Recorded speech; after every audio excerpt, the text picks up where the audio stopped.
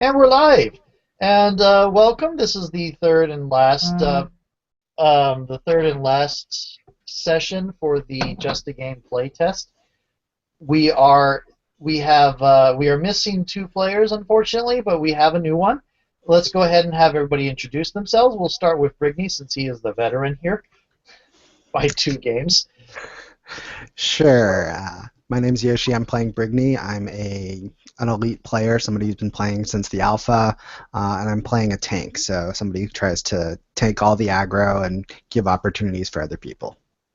Okay, and My name is David, and I'm going to be playing Bishop, who is which persona?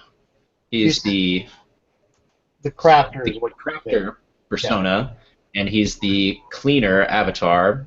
So he's, I imagine, someone who um, can take out tons and tons of minions with his twin hand cannons that he's got. And he collects all the little bits to grind them up into gear for himself and for everyone else. He's very resourceful in that way, and I believe that Brigney and Bishop have worked together in the past. Given the heavy amount of bond you have with Brigney, that makes sense. Um, Now, full disclosure here, my MMO experience is mostly City of Heroes, which was a very casual game. I've done Lord of the Rings online, but my experience with raids is mostly the City of Heroes, where I mostly just did what I was told, and that was it. Um, Now, when I did raid advice for this game, I was basing off of things like Log Horizon and Sword Art Online. So I was basing off of fiction of people trapped in the game and how they would handle a raid. So we're going to go to what you guys left off, where Brigney and them left off, is they had discovered that things were very much not right, especially when one of Brigney's friends did not, she failed to respond. Um, and they have decided they're raiding Chinatown to see if they can break through the coding to get any sort of information on what is going on. How are you preparing for this raid? So my default is I'm just going to make sure I've stocked up on items, I've got all my gears all repaired.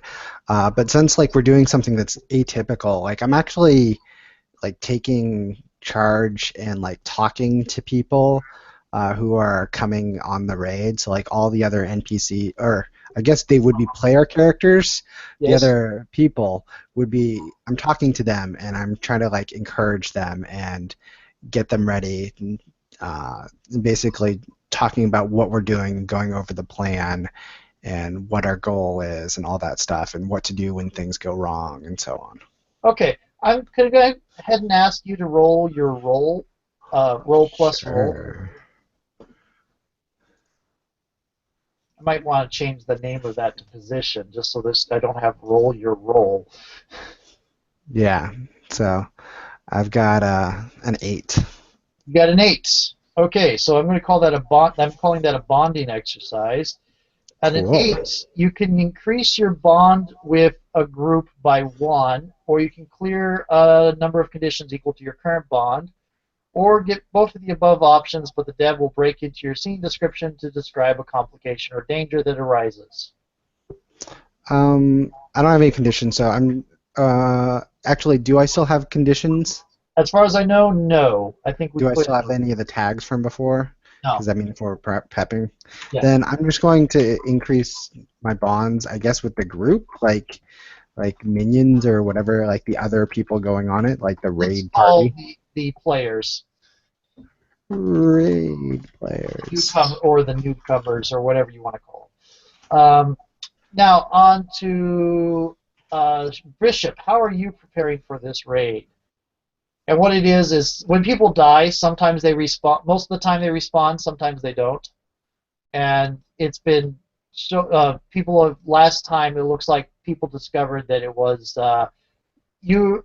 The group that's in this server is a small subset of all the people that bought the game, and they have not been able to log out. So, Okay. yeah. Have we defined what kind of game it is? Just Sci-fi-ish, alien invasion. oh, it's like XCOM. That's what you said, right? Yeah, originally it's kind of like XCOM. It's turning out to be a little bit little bit less death and destruction than XCOM usually is, but it is supposed to be a little bit like yeah. Yeah, and our current setting is like in New San Fran, Tokyo type thing, where it's sort of San Francisco, but not really. Okay, gotcha. Yeah. Cool. So I am like I'm like looting all of the like shops that have respawnable things. Like I'm just in like a little loop of like going over here and taking this thing, and then running over there and taking that thing, and I'm just kind of collecting gear, and then it respawns like 5 or 10 minutes later, whatever. And I'm doing that for as long as I can, trying to fill my inventory so when the raid starts, we have plenty of stuff that I can turn into stuff or we can use. Okay, and what is your specialty as a crafting? Do you craft mainly weapons or armor or consumables? What is your main crafting focus? I think my main crafting focus. Is there a list I need to choose from, or can I just name something? Name something, yeah. We are very early in the creation of this game setting, so Um, I think that I mainly craft consumable traps. oh, trap. That's going to be that's actually very useful. Consumable traps, especially as a cleaner, since it lets you fire and forget things. Okay, so go ahead and you are using your capability, your understanding of the world. So go ahead and roll your plus world because you're looking for the places that have respawnable lootables rather than buying stuff. Also realize that some of the NPCs are actual intelligent AIs and will help you since they're wondering what's going on too. Darn, so close. I got a 9. You got a 9. Okay, so let's see what that gets you. Grinding, you can choose one. You can gain 1 gear upgrade, which at least you can actually gain because of your crafting specialty. You will actually gain 2 gear upgrades, but one will have to go to some traps, and one can go anywhere you want. Or you can change one of your loadouts, which I don't think you'd want to change your loadout since you just started. No, that sounds lovely. I'll do that. Okay, so you get 1 gear loadout, 1 gear upgrade for some traps, and then 1 gear upgrade to put wherever you want.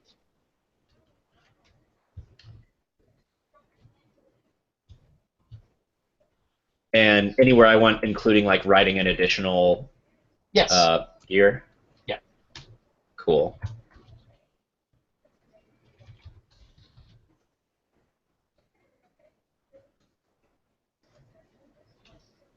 Now, Crafter, I know a little bit about because of my Lord of the Rings family group. I say family, it's just my brother and some friends. I am the team cook, so Nice. it's like, oh, about 20 levels in, I realized, wait, this is the one crafting thing where none of the ingredients you ever out level.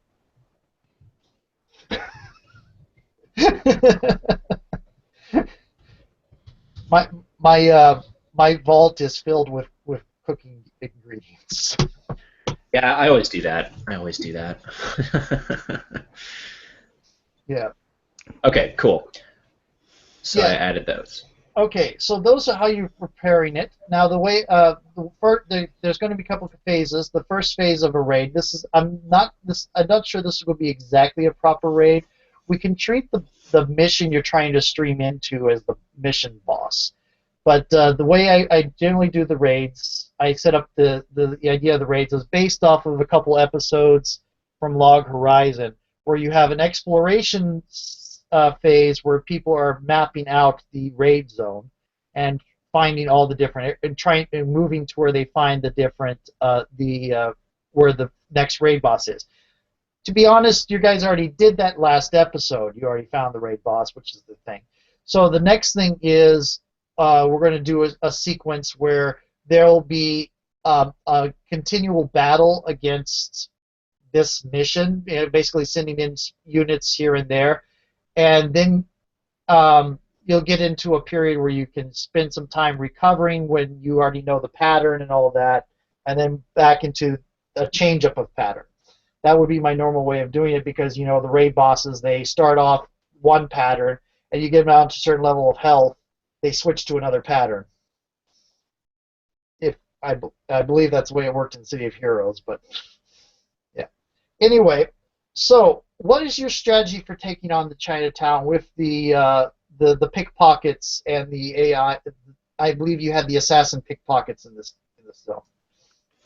Yeah, we did. So I think what we're going to have is we're all going to go in kind of like in groups so that like everybody has people who are looking out for each other. So like we have a bunch of spotters around just looking for things and making sure that no one is off by themselves so that like if any of those pickpockets come, if somebody just spots them out and like calls them out, they have a tendency to run away. So Yeah. if we just call them out, then we don't have to worry about them. Right. Okay. Yeah, and go ahead and let's give me. Actually, you're doing that. What are you doing while you're going into Chinatown? What's your position, Bishop? I'm trying to maintain the high ground so that I can keep eyes on things. I'm kind of one of the spotters, I guess, and I'm also using one of these gear that I have, the stealth cloak, to try and evade being spotted. Okay. Until I'm like in combat. Right. Okay.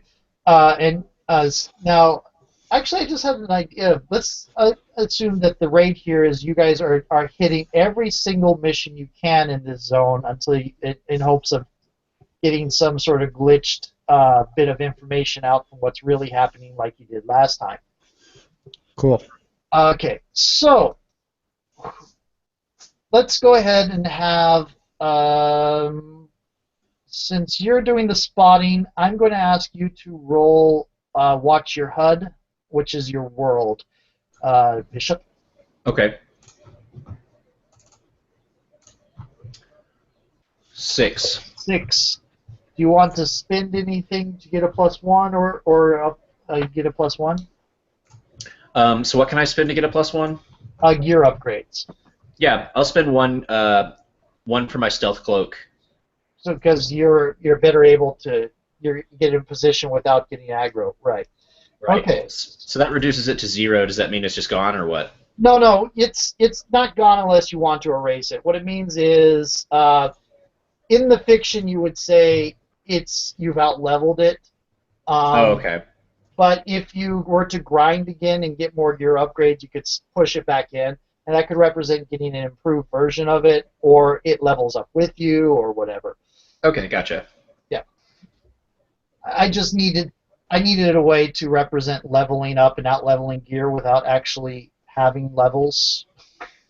Yeah. Okay, so that makes my roll a 7. Yeah. Okay, so on a 7 on Watch the HUD, you get one question, and let me do a share so that the questions are up on the screen. Okay, so the questions are: what's the best way in? What's the best way out? Stop pasting everything. What dangers haven't we seen? What's the biggest threat? Where can I be the most help? What is the enemy's focus? What's the biggest danger? Okay.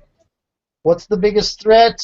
The biggest threat you have in this zone is that if somebody reacts to one of these assassin pickpockets and starts shooting them early, they have a tendency to call out for help and bring in actual fighter types.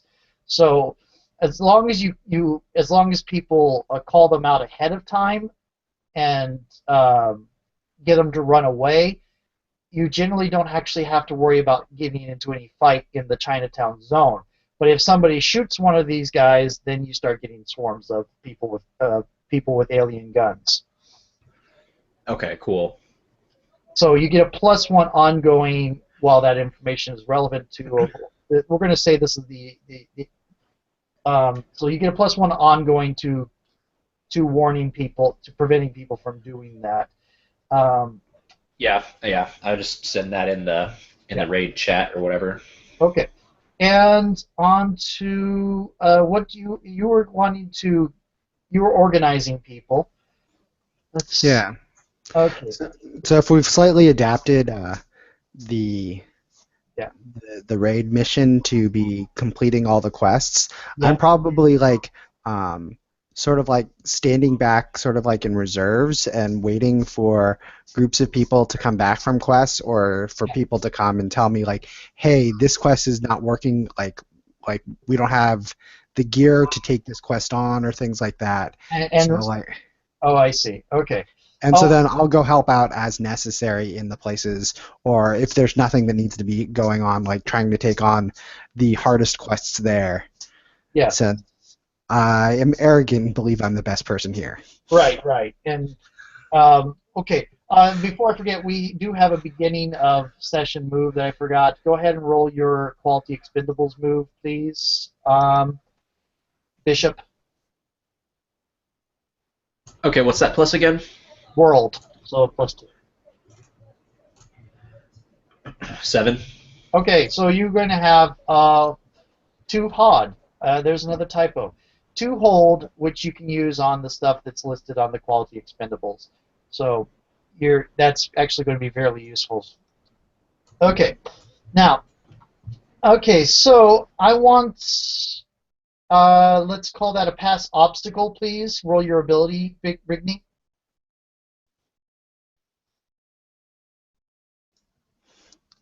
All right, so that gets me a wonderful 5. Okay. So it looks like it's going against you. There's a lot of people that are coming in that are a little bit under leveled and you kind of need help every which way. You don't have enough high level people to handle some of the quests that are in here. Um, so you're starting to have some people sort of getting some of the morale is starting to break on this raid group you're getting out you're having here, and people are thinking about taking falling back to the hub and just giving up on this and not because they don't want to die and stuff like that. I kind of like look at them. I tell them to basically, all right, I know you want to do that, but you guys need to like group up, stay there, maybe go in larger groups, and kind of help beat the thing with numbers rather than individual talent. I mean, I know you all can't be as talented as me, but you can do stuff together. And if any of those Disney movies has taught us anything, it's that we're stronger together. Okay, go ahead and give me a chat roll with ability because you're talking gameplay, and that's your move. Cool. Yeah. I got a 12 on that. Oh, awesome! Yeah, you managed to rouse them quite well. Okay, so you do, however, at this point, you do find one a particular mission that is the one of the tougher ones. That seems to be it's just out leveling a lot of people. That they it's that if that purple patch where too many levels above and they just prevent any sort of ability to fight it whatsoever. Alright. I'm gonna look at the people there. Is there anybody here that looks competent that could come with me? Well, there's Bishop. Well, other than Bishop. I was gonna call Bishop anyways. Okay. Let's see. We'll go ahead and say there's a good number of people. Go ahead and what kind of let's say each of you name 2 people, one person that can come with you. Because if I remember correctly, we had set that the maximum number for this was a 5-man team. Cool. So let's say you name you name 2 people, Brigney, and Bishop can name 1 person that's going to be joining you.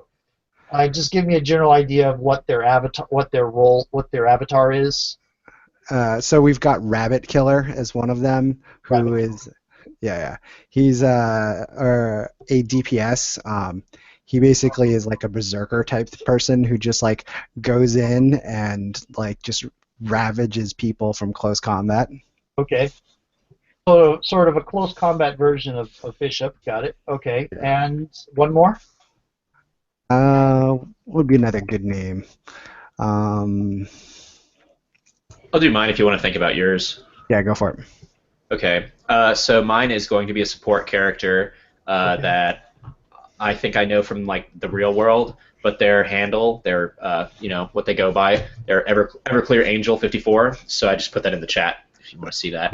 Everclear Angel 54, and that's the support. Yeah. It's in real world. It's a 54-year-old man who his avatar is like a nubile young lady. Oh dear. Okay, and what kind of support? Are we talking medic or force fields?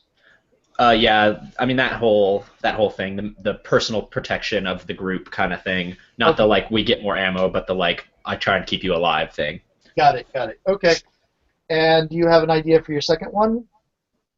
Yeah, so we're gonna go with Deadeye Raven, who's kind of like a sniper from the back. So just like sits back, real glass cannon, can't get hit at all. But if they can do some devastating damage from a distance. Okay, so you got another boss kill. Okay, let's. Okay, this is not coincidentally enough, the same quest that you guys got killed trying to get into with Tiama earlier, Tiama and Shiny Apple. Um, it's the actual same one, and you know that has the two entrances. One entrance is going to have an ambush right inside. The other entrance is going to be trapped.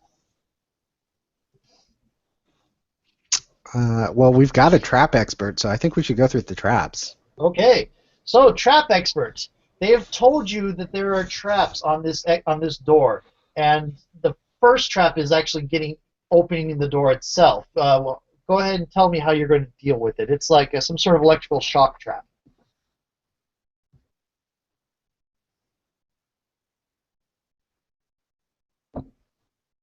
I think you're Talk- muted.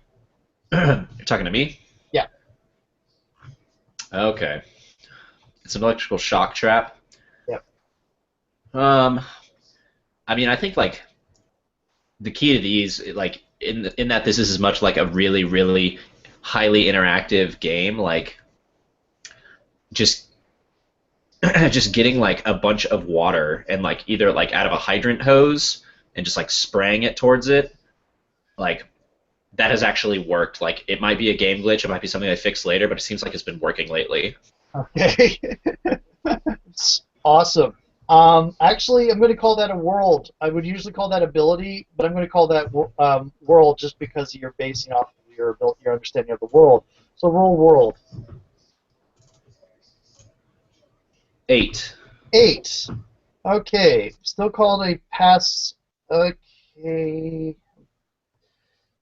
Okay. So the water, you break the hydrant on the water hydrant. You open the water hydrant or something and zap the door, and it does short circuit the trap around the door. However, it does give an electrical discharge that is either you can accept it yourself or it will hit somebody else in the party. Okay. It's coming back along the water.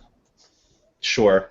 That probably just hits me. I mean, Okay, so now what we're going to do is roll a get flamed, and on this one you want to roll low. So okay.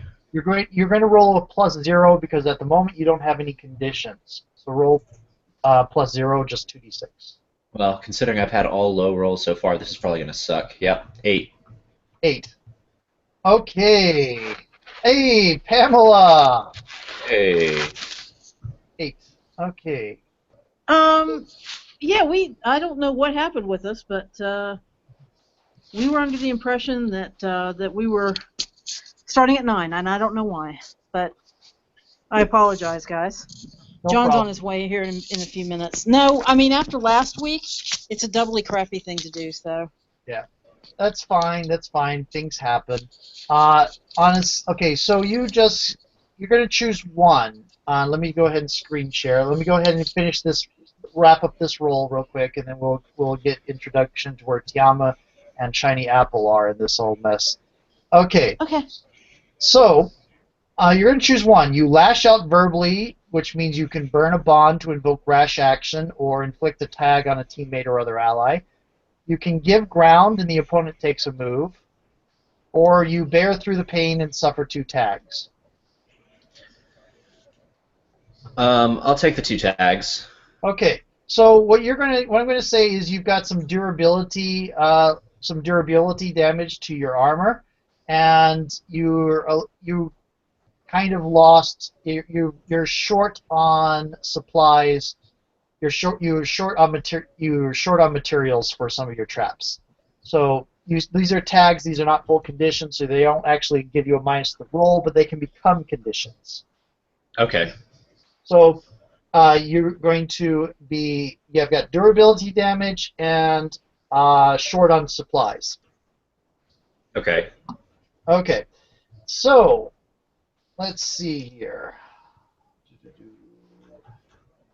Stop screen sharing.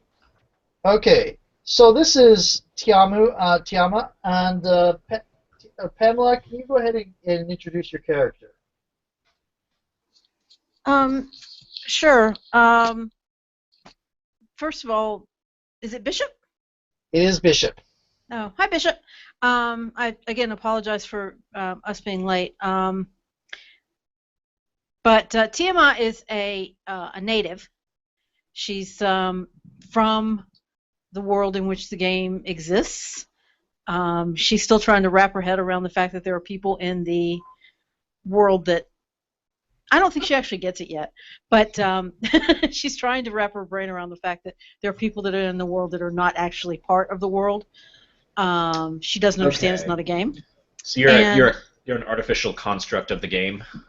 I would not. That's just rude to put it like that. But yes. And actually, one of the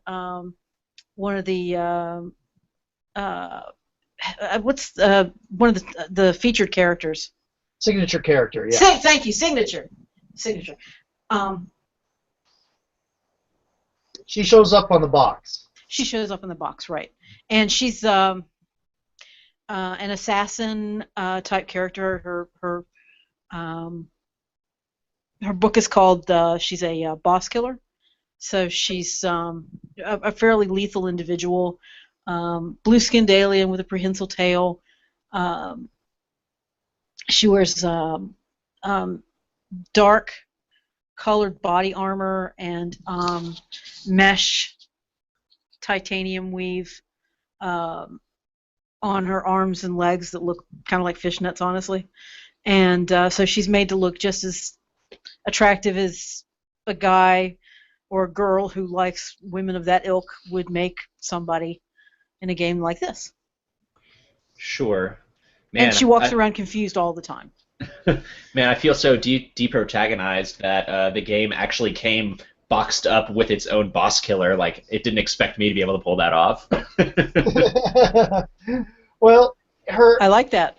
Yeah, her general role is that she's a quest. The official role is she shows up in the tutorial normally if you did beta. She showed up in the tutorial as a example boss fight, and then later she would become a contact that sides.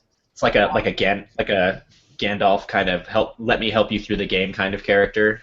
Right. At the start, she shows up as an enemy, and she toys around with you. And after you prove yourself a couple of rounds, she goes and runs away. You know, that kind of character. That kind of let's introduce a major NPC in the tutorial. Awesome. I love it. That sounds great. Yeah, and then later she turns into a quest giver, but this case she's a full AI, so she's been going on actual missions with people, and she really doesn't like being a quest giver because it gives her headaches. Literally. Literally, it gives her headaches, and she's totally oblivious to the whole exclamation mark thing over her head. But at the moment there is still that exclamation point over your head because that quest still hasn't been completed. Man, it doesn't even go away when you look at it. Okay. That's great. And let's go ahead to Shiny Apple. Let's please introduce yourself. Hello, Shiny Apple is a soloist with the avatar, if I get them in the right order, of Summoner. The in-game name for the class is the Holomancer. Runs around with a holographic keyboard and can summon programs that are solid holograms and that are usually helpful. That are usually helpful, except when they turn into eat the world viruses, which happened last time, and wiped the party. Wow. Shiny Apple is cyborg. Has the name comes from wearing or having a featureless helmet, which is oddly enough, it's shiny red. Man. And has a matching red cyber arm, wears black leathers with the so artistic. It's cut off on the side with the arm, so you can see the arm at all times. Cyber deck is generally slung across the back. Shiny Apple has been very vocal about something being wrong with the game since they logged in and there wasn't a logout button, because Shiny is a habitual alt-tabber and help file reader and peruser of all forums while playing. Man. Sounds like Shiny Apple in real life is like one of those 13-year-old game savants. It's just untouchable. And then you hear them on the mic jack and you're like, oh, man. I think the savant is Yoshi's character.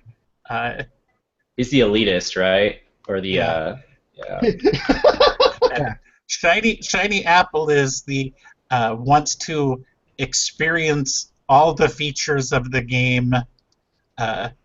Is a sightseer, an explorer, and is kind of the opposite of Brigney in that it's like the big monsters are like the least interesting part of the game to Shiny Apple. It's it's like yeah, whatever. I don't have time for that kind of intensity, but I do like taking pictures of the scenery and look at that nice landscape over there. And oh yeah, you're totally the 13-year-old kid that's playing this game. Man, Yoshi's the like 16, 17-year-old who like is out of school and this is all that he does. Yeah. Okay. That's all I do. Yeah. Now, okay, they are actually in the middle of assaulting the same mission you guys were last time. They're going in through the same door you did last time, so you know they're going to hit that cutscene when they get in the other side. Now, I'm going to go ahead and say that Tiama and Shiny Apple, maybe you're assaulting the mission from the front door with the ambush. So double-pronged assault on this. See if you can get two teams in the same mission. Does that make sense? well, we were trying to swarm it with numbers. Yeah. Right now you're in Chinatown and you got people swarming every mission that's in the zone, trying to find another glitch that gives more information. And your group in specific, it turned out this mission that Tiamu was giving out is too high level for a lot of your groups, so you're taking it on personally. Let's see here. We could split it off that two of the people you guys decided, two of the NPCs have to go off, decide to back out, and then we can put on Tiamu and Shiny Apple again, or Shiny Apple and Tiamu can have their own team and be going in through the front door while you're going into the back. I think it might be easier just to put us all in the same group. Okay. So, which of the NPCs do we want to leave behind? Well, I would say the person we should keep is the support character because that's the only one we don't actually have Yeah. complementing in the Yeah. rest of the group. Right. Everclear Angel 54, yes! Okay, so yeah, they've got Everclear Angel 54, who they described as a 54 in real life, a 54-year-old man who plays a nubile young woman as a support class with force fields and heals and stuff like that. Okay, and Bishop, go ahead and describe your character to them since they were not here for your original introduction. Sure, so Bishop's like, he is a cleaner and a crafter, so I take out legions of small enemies with my twin hand cannons, name them Mercy and Justice, and um, he's a gun cleric. If you've seen Equilibrium, he's kind of like Christian Bale was in that movie, where it's like they call it gun fu, where you're like doing what looks like kung fu moves, but you're shooting things. So he can just drop into the middle of a crowd and just shoot them all up. He's very sleek, clean, tailored uniform, it's probably solid black or white or something, some solid color that it looks very tailored. But that's who he is. Me and Brigney have worked together in the past, but I think I just know about both of you by way of him. I don't know if we've worked together before. Okay, so now what had happened just now is that they used a hydrant to get rid of the electric shock trap on the door, and he got zapped a little. But you're now cleared to go in through the door, and you do know again that there is that cutscene that's going to be on the other side. However, this time there aren't ravaging hollow fairies eating everything around, so you shouldn't die. All right, so here's the plan. I'm going to go in first, and you guys stay back and keep an eye on me. So when I freeze during the cutscene, you can protect me if something else comes up. Then as soon as my cutscene's over, you guys can come in, and I can hold off any spawns or anything else that comes in. So we can kind of do this in 2 tiers. Sound good? I think that'll work, but shouldn't we send the NPC in? I mean, can the NPCs even die? That's good. I like to send an NPC, and that seems like probably. I mean, this is real life. We don't want to get anybody hurt if there is trouble. Yeah. So Tiama, do you want to go in first, and we'll stand back here and protect you? I'm predicting the probable response here.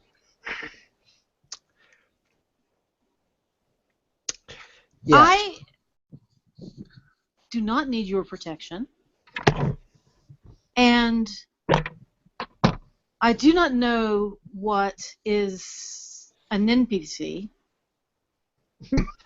but it sounds insulting, and I would politely ask you not to call me such again. So, do you want to go in first and watch the Yes, cutscene? I can go in first. Perfect. What is a cuts? What is a cuts? A cutscene. You know those visions that you see, and when you stand still and you can't My do anything? visions. They are cutscenes. Yes. Cutscenes. Well, not all of your visions, or at least I don't think so. But this one in particular, when you go stand over there, just past the threshold, as soon as you walk across that, you're going to get a bunch of visions, right? Remember that? Yes, I remember. Frozen time, yeah. I am Yeah. no idiot. That is a cutscene. Your other visions, I don't know what those are. Probably cutscenes too, but I can't vouch for them since I haven't seen them. That one I have. Well, no, you cannot see them. They're my visions. You're right. That's what I'm telling you. I don't know what they are, but this one that when you cross that threshold over there, I've seen that. I know what that is. Very well. Remain here, and I will reconnoiter the Perfect. environment. Okay, so you're going to get in, And you've experienced this before, at least. So at least there's no encountering any problem with Foundation. Um, you get in, and again, there is that really quick cutscene of a just a swift cut view of the hallway. It looks like an empty hallway, um, with with Chinese styling. Doesn't look all that sci-fi at all, but it probably hides a lot of tricks that have been put into it by the current inhabitants of this lab that are experimenting on some of the civilians of the city. And after a little bit, you unfreeze and you're able to walk around again. And I guess everybody else is going to come in after that. Yep, we just didn't want to all do it at once. No. This is perfect sense. This is actually how we handled entering into missions in City of Heroes because of ambushes. Send somebody in ahead of time, and then, especially if they're invisible. Anyway, so the rest of you come in, experience the same sort of frozen time, and your character would have experienced this already, Bishop. What it is, it's basically just a cutscene. Just imagine if cutscenes were real life, and that's what you feel like you're experiencing. Your body freezes, and it feels like your head is twisting side to side to scan the entire hallway, and then everything goes back to normal, and you're able to control yourself again. Gotcha. You would have experienced sort of the same thing when you came into Chinatown, and I didn't have you roll your Foundation at the time because I figured you probably would have experienced it. Okay. So you are now looking at a long Chinese-styled hallway between where you've come in and the rest of the building. It doesn't look all that threatening, but considering a lot of your objectives seem to imply that it says "Beware of traps" on your HUD, your heads-up display. The objective line says "Beware of traps."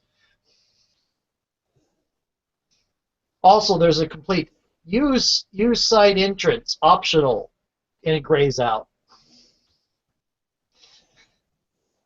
So, what is everybody going to do? How are you approaching this hallway?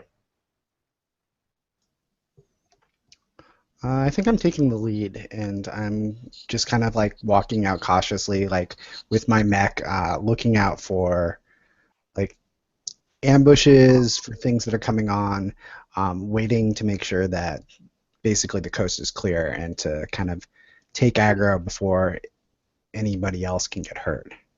Yeah. Okay. Now you can definitely tell this hallway was designed by digitally for a game because the hallway is big enough for your mech suit for some reason. Mm-hmm. You're going to go in a little bit down the way. You're watching for danger, so please go ahead and roll me plus world. Sure. Come back here, Dice Stream. I got a 9. You got a 9. Okay. So you get one question. Where did my copy of that go? Dun-dun. There you are. Okay. Yeah.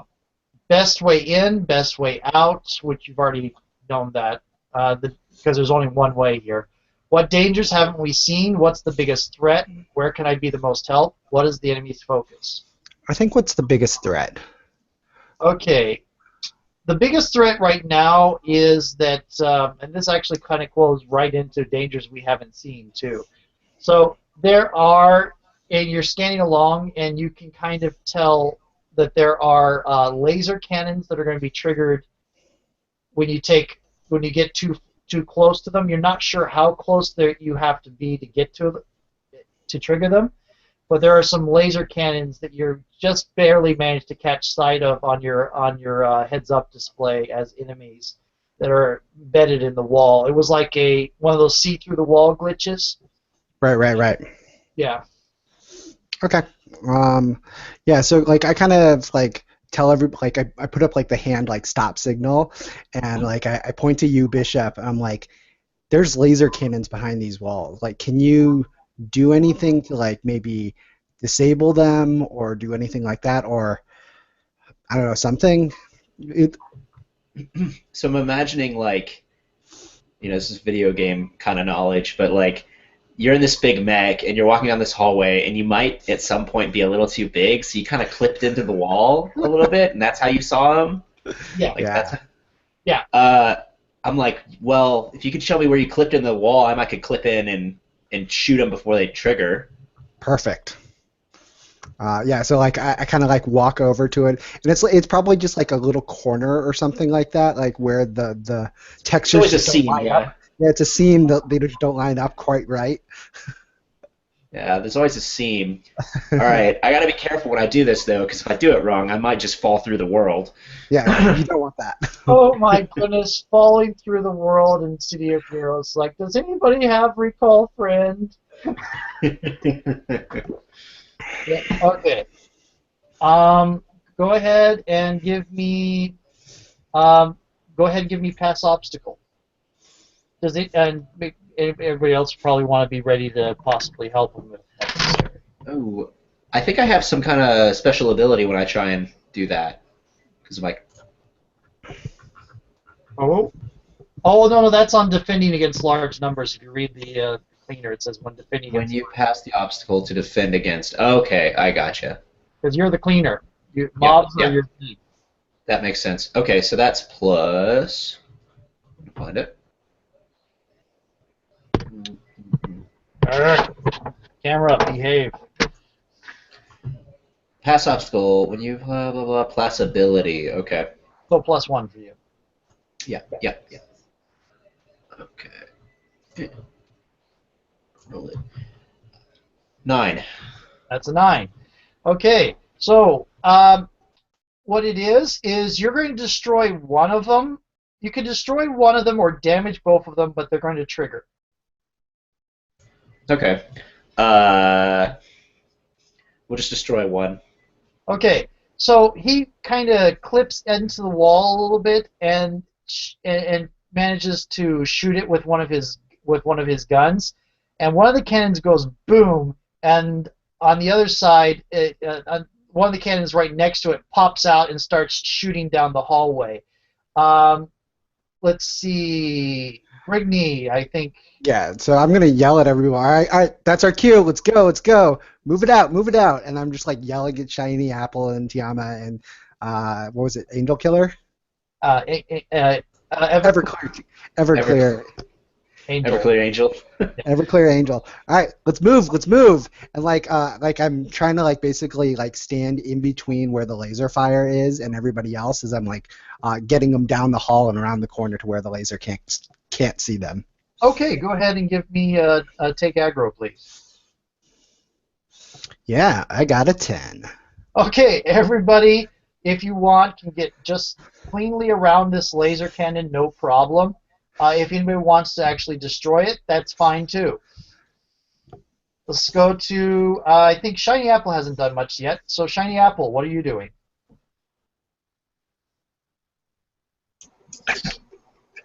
Letting the leaders lead and staying in the back and putting decoys on Brigney.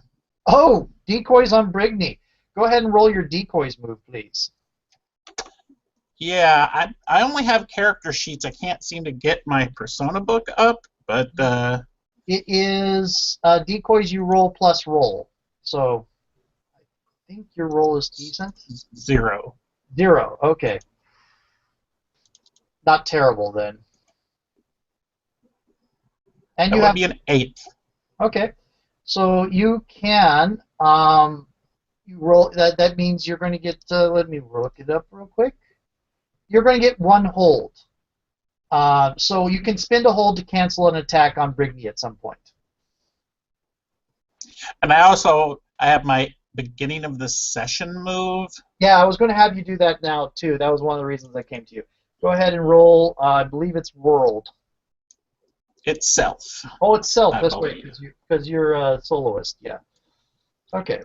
Self. So Just roll. making sure. It makes sense because self is the big Yeah, soloist. roll plus self. So that was a 11. Oh, so you get 3 hold on that. Woo! Yep. And there are those questions you have that the soloist can get that other people can't. Okay. Okay. So that's. Oh, by the way, if you roll a failure but it gets increased to a success, that is still going to be giving you experience. So you should have. So I think Bishop should have gotten patch 1 of 6 at some point. Yeah. But we'll go on to that. Anyway, you get around the corner, and this is there's another hallway. It kind of branches out a little bit ways into a full cross hallway with 3 different options. It really doesn't fit with the architecture outside of the building, but video games.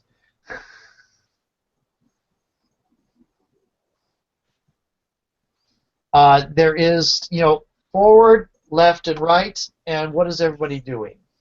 I kind of look at Tiama, and I'm like, all right, in theory, you should know some stuff about this. What do you know about this? Like, which way are we supposed to go here? Okay. Go ahead, Tiama. What are you going to answer? In theory. You're the person who knows the most about this stuff. Isn't that your specialty? Yes. Then you should know it. I'm new to this area, so I don't know this. That's why I'm asking you, the expert. I applaud you for finally saying the words, I do not know this. There's plenty of stuff I don't know. Just not mostly about this.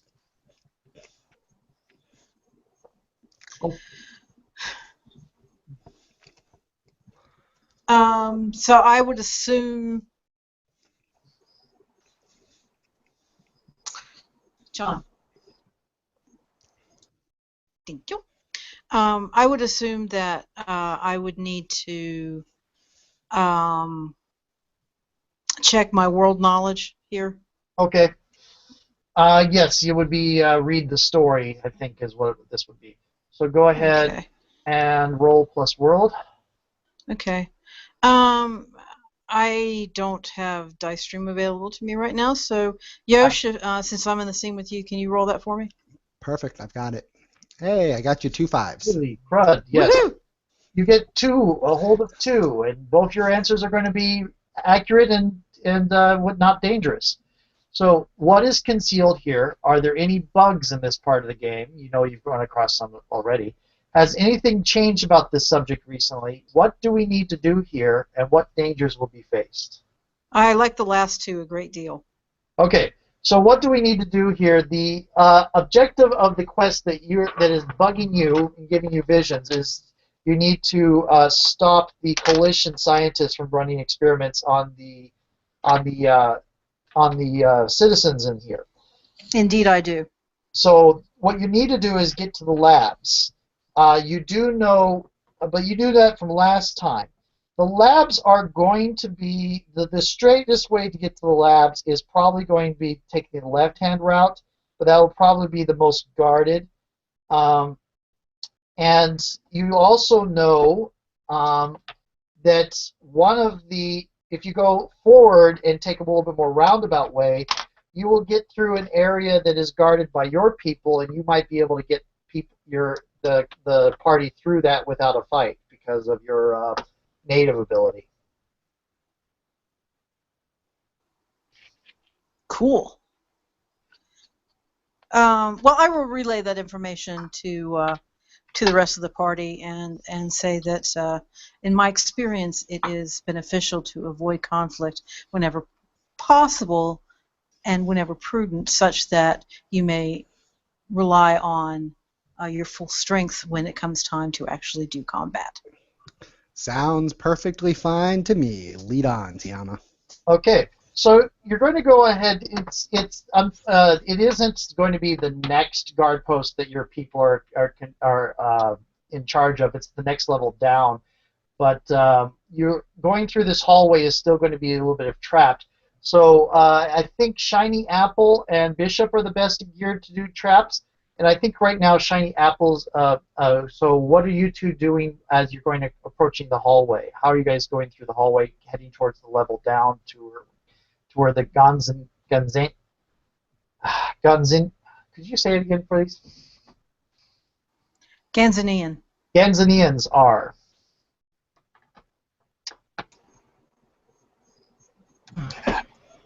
I'll send out a. Oh my God! I will.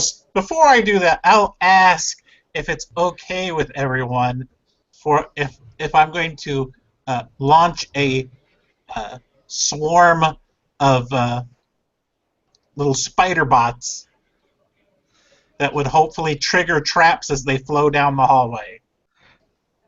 I'm fine as long as they don't attack us and eat us to death like they did last time. Those were the fairies. All the same to me, little flying things that kind of like went rabid and out of control. It's not in game. It's not in the game description. I don't know why they did that. It's part of the bugs. Yeah. Quite literally. Okay. Go ahead and give me a pass obstacle, please, Shiny Apple. Okay, I don't have any of those the move sheet or anything, so Oh, it's going to be that plus is a ability. Sorry, plus ability. okay.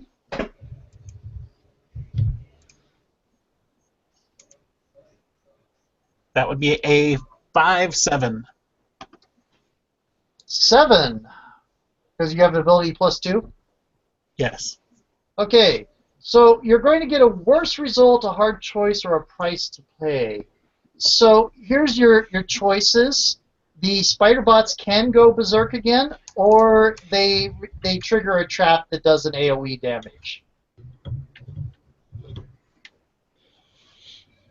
That somehow is going to get us instead of just them. It's going to create a hazard that everybody will have to pass. Like there's going to be a hanging fire in the zone that everybody will. I'm not down with them turning into a virus that wipes the party, so I'll go with the area effect damage.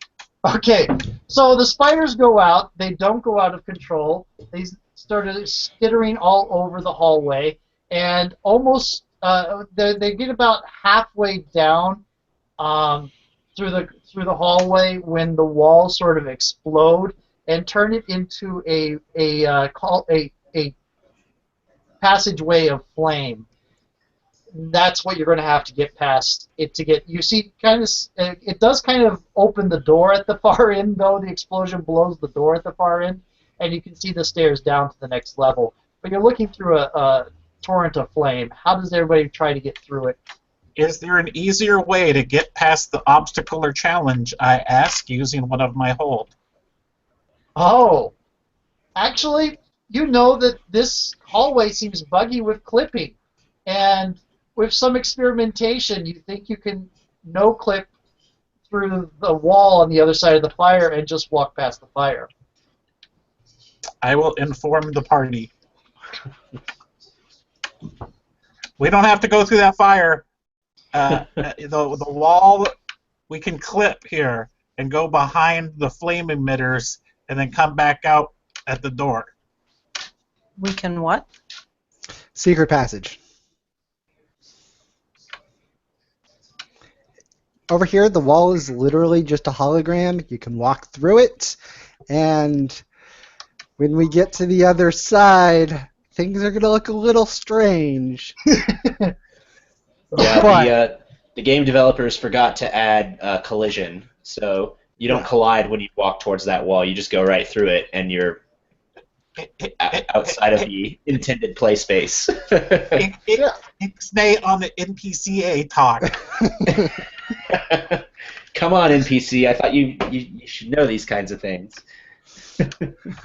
You're hurting the program's feelings. So, secret passage, things are. You know what? It's probably better if we blindfold you and then we walk through the secret passage and then we get to the other side and then we remove the blindfold. It's like there's a wormhole in this space right here. Yeah. And I just had this image of the old man's voice coming out of the nubile young lady avatar. Yes, yes. I mean, I will cut your throat if you even attempt to restrict my vision. I just wanted to give you that option. Do you want to follow me? I'll gladly go first, and you can follow behind me. But just be prepared. It's gonna look a little bit strange there. Let me ask you a question. Why did you ask me which way to go if you know of the secret passage and I did not? I didn't know where the secret passage was. That's why I had Shiny Apple over here find it. I knew it existed. This would have been information that would have been good to share with the rest of our group. Information that could I save just lives did. later.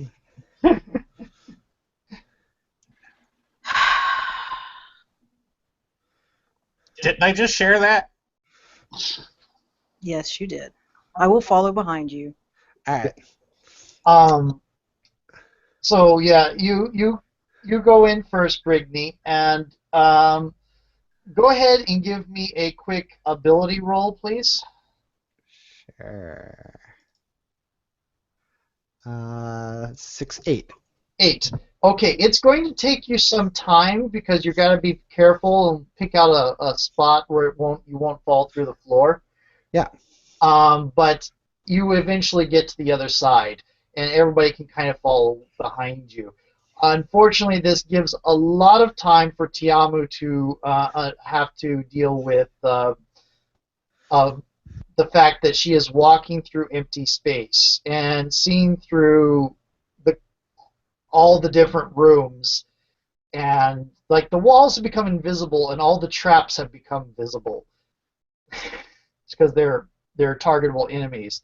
And so you can see like hanging laser cannons all over the place. If you look towards where the front door would have been, you can see the ambush sort of floating in a room that's hovering in midair, just waiting for people to come in through the front door.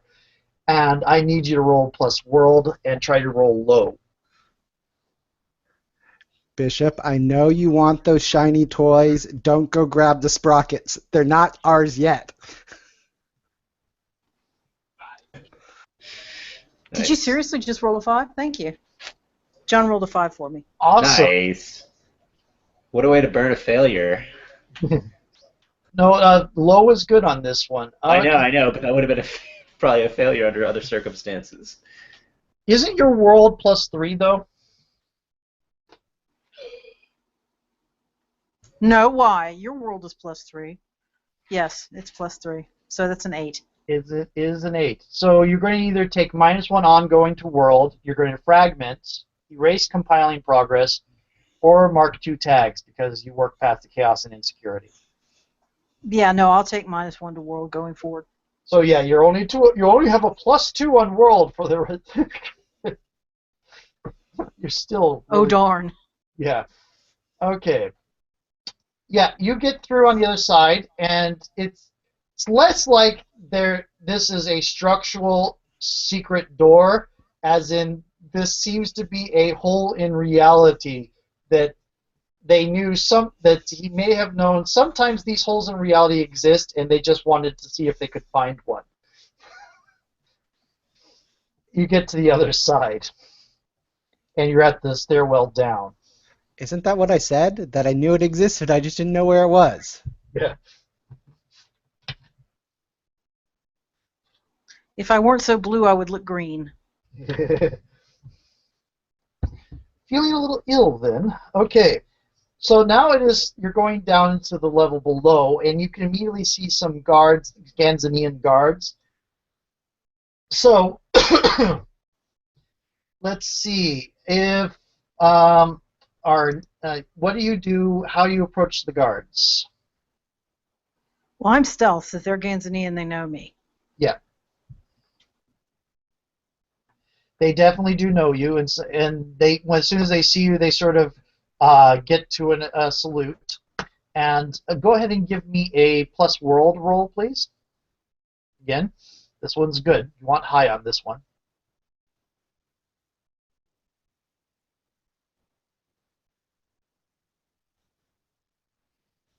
So So it's 9. that's a 9. Do you have any gear upgrades you want? Do you think you can spend to, or you want to burn a bond or anything to upgrade that to a full success?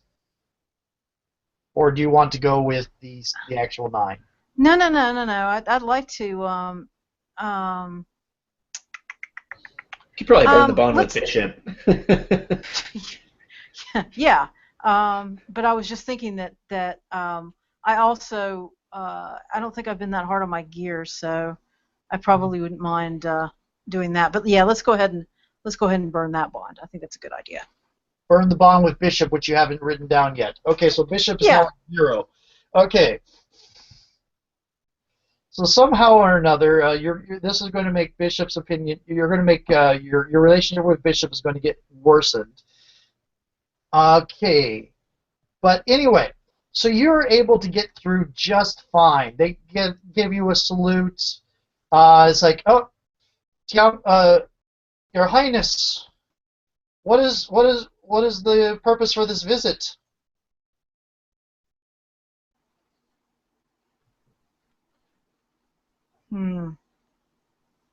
Because the thing is that I don't necessarily want to harm them, but by the same token, they're guarding this nastiness. Yeah, they, every people has their own evil in them, so Yes. Yeah.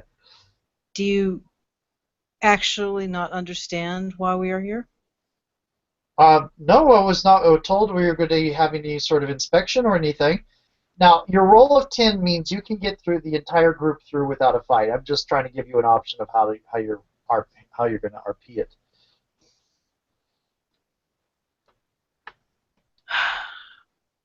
Geez, I really super want to go all Gamora on them, but you getting through, and you can say that you can take advantage of the fact that they're not expecting anything to just destroy them all. Yes. Okay, so you get up to the. It's like so walk up to. Go ahead and describe what you do, because you're. How many of them are there? Describe however many you want there to be. Well, we'll go with the. And I don't know why this always is, but there's usually an odd number. Yeah. So we'll go with the standard. This is just the gate entrance, so we'll go with 5, but they're lower level. Okay. Because they are at the entrance of the zone. Yeah. So and they are just the less experienced. Their whole job is to stand there and signal alarms if something happens. So the biggest point is to make sure that they do not get away. So I would, walk into the middle of that group where I am. I would assume just being like given way. Yes. And they're all within arm's reach, and then I will take out my dual blades and chop suey time. Okay. So yeah, you go walk in and just take them. Let's see, you said there were 5. Yeah, I did. There were 5. So you get in there and it's like, oh, what are you doing? So we don't really have any record of your coming in. And one of them starts looking towards the people you're coming in with, and who are these people? And then you just tear them to pieces.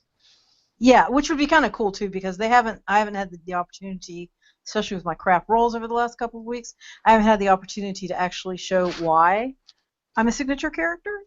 So This would be kind of a cool opportunity to do that. Yeah. And the last one I killed, because it's like whack, whack, whack, whack, and like some heads will literally roll. But the last one is turning to and has run toward where the alarm button is, because of course it's not like right there. They're like Murlocs, where they have to run off and get somebody and then come back with 5,000 people. And I will throw one of my blades at him, have it uh, decapitate him on its way circling back to me. Okay, cool. I think why you don't like Bishop anymore is because when you do all that, he's like, "Oh man, that was sweet in-game cinematics. Like all those NPCs just tore each other apart. Guess we figured out how to do this puzzle." Awesome. That's great. Yeah, and with all the blood dripping from the blade, it'll be like, do not use that word, NPC. Yeah. Then I'll clear my blades and put them up. I kind of wanted at this point that heads-up display she's been dealing with to pop up with the term NPC, non-player character, from the help file. Fortunately, she's doing everything she can to avoid looking at the heads-up display because she's not used to it. Yeah. But yeah, she'll be like non-player non-player. What? Yep. Okay. So you are into the second level, and you get through this gate area just fine with no alarms cast, and you're now overlooking the lab, and there are all these scientists being overwatched by a leader character, an overseer.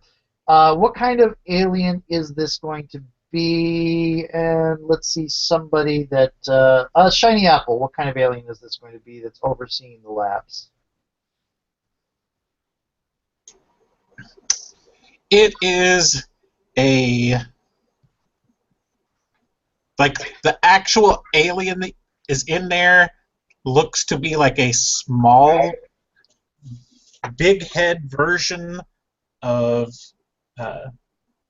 Tiamu, but they are in a big, I mean, not like female, but whatever. It could be a girl, I guess. But in a like biomechanical squid machine that's like wired into them, and so it's got all these robo tentacles that are going around on various controls, so that it can operate all around, and so they're spread out all over the room.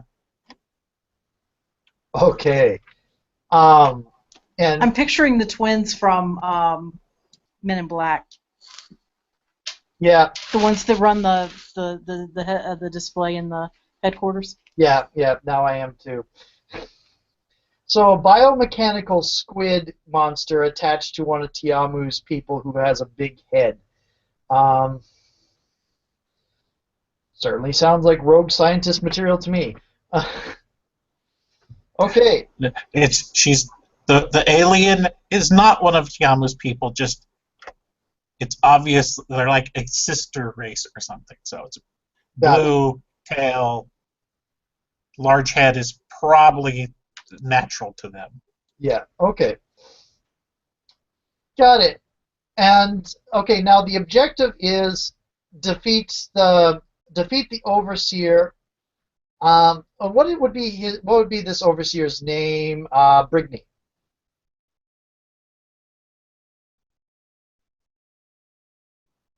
Are we saying that this tentacle monster that we're currently fighting is the Overseer? Yeah. Let's see. I feel like his name is Overseer Clang. Overseer Clang. Okay, cool. Defeat Overseer Clang. Let's see here. This is a boss fight. Yeah, this is a boss fight. Do not let more than 5. How many patients can you allow to die, Bishop? How many patients can we allow to die before we get ejected? Yeah. I don't know. It's probably 4. This 4 is always a really standard number. Okay. So you have to prevent. You can't allow more than 4 patients being killed in the fight, and you have to defeat Overseer Clang. And the battle hasn't started yet. He has not aggroed yet. What are you going to do? Is there an easier way? Is there an easier way? Let's see. Oh, soloists. Okay. Is there an easier way to get past the obstacle or challenge? Um, let's see. You think you might be able to lure the fight to, judging by the design of the room, there is a section of the room where you think you might be able to lure the fight over there so that if you start it over there and keep it over there, the patients won't be in danger because it will be outside the area of most area of effects, and you can get the overseer Clang turned towards his focus is directed towards you guys and towards a wall. Does it make sense? I will show that in a holo projection and circle it in the air so everybody can say, this is where we need to fight them. I can do that. I've definitely tanked things in the corner before. Yeah. Okay. So, anybody else want to do anything before the guys move on to the fight? Do you want to watch the HUD or look for any other dangers or anything like that? Nope. I'm gonna kind of like tell the NPC Hey. Everclear. Everclear. I'm gonna tell Everclear. I'm like, all right, look, I'm gonna go tank this thing in the corner. I need you as a support to make sure that these things, that these patients get out of here, and then I'm gonna look to both to Shiny Apple and to Bishop, and I'm gonna like, all right, guys. If there's any spawns here, Bishop, I need you to take care of them before they get to the patients. Shiny Apple, do whatever you can to like keep him distracted if I lose aggro off of him, just long enough so that I can regain aggro back. Tiama, I need you to just focus fire and down this boss and down Overseer Clang as fast as you can. Like the quicker we can kill it, the better. What else would I be doing? I pull up a map of the room, and we're gonna have him kind of over here in the corner, and I like indicate like right behind him. I'm like, if you get in a jam, I'm gonna go ahead and launch this trap right behind him there. So if you just push him back, he'll get stuck in that trap, and you can get away from him for a minute. Beautiful, excellent. Okay, got it. Soloist question. Yes. Where will the next dangers come from? Okay, the next danger you think might come from is you're getting this idea that a lot of these glitches you're running across, a lot of the things you're running across, are cases where the programming is revealing whatever's going on, the structure behind the more devious structure behind the game. So the biggest danger you can think of is someone directly taking control of the boss, so it no longer operates on AI programming, but operates on the idea of somebody actually controlling it, and then they'll be kind of unpredictable. Okay. Oh, okay. So yeah, as long as you guys do what he said, he's got a move called Mentor. So as long as you guys do follow along his ideas, you get a +1 to every roll.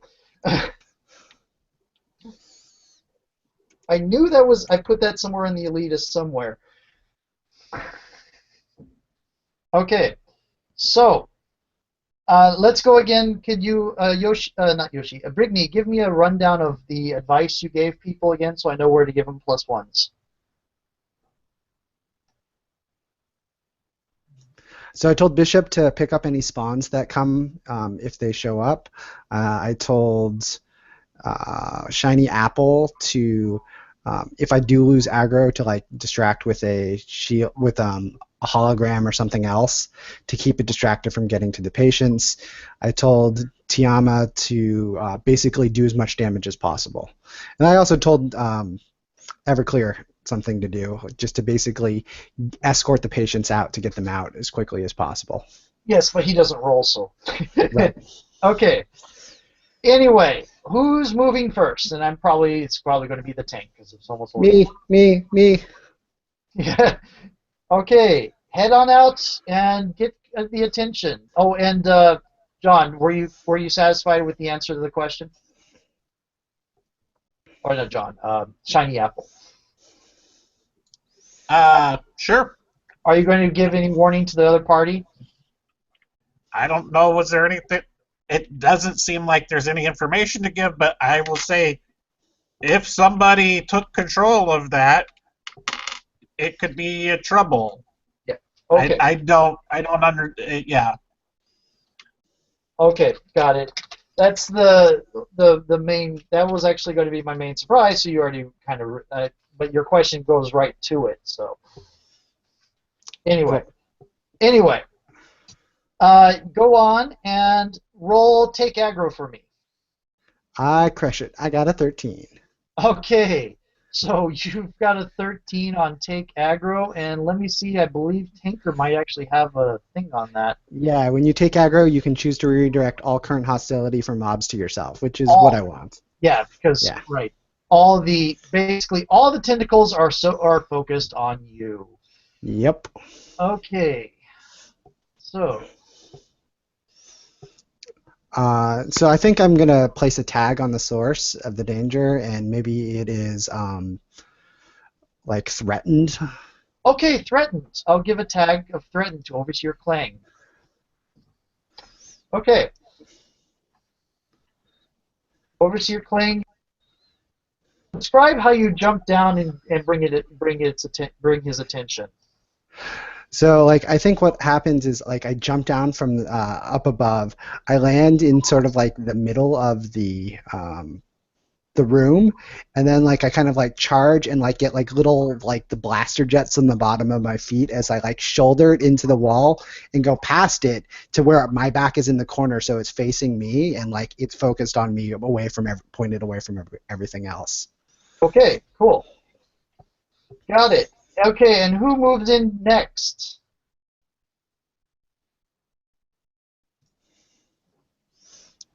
Tiamo, you want to do some damage? Yeah, I was just thinking that would be a good thing for me to do.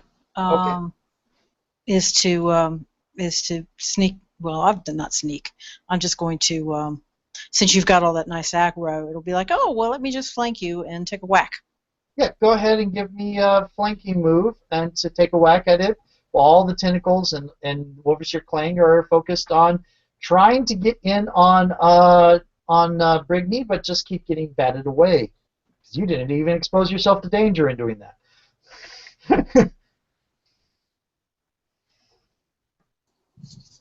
Okay. I'm sorry since I don't have dice stream. Yosh, can you take care of that for me? Oh yeah, I was expecting Sure. waiting for John to roll. I got a 9, 6 and 3. And my flanking is +1. That adds a +1, and I can. Your ability is, I think, a 1. Is a 1, so that'll give me a 10. That's actually an 11. But yeah. Oh, right. I keep forgetting ability adds in 2, right? Yeah, and hold it just a moment here. I believe if you spend one off your double blades, Well, you trigger your boss. Doesn't he get one from Yoshi for following the plan? My nice. Yes, you do. Oh, right. Yeah. You're Good job. You're a full 12.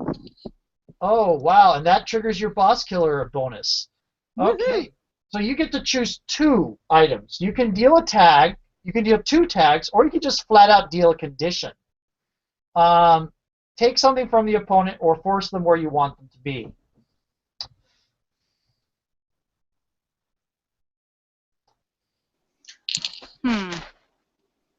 How many tentacles do they have? We'll say there's there's 10 tentacles.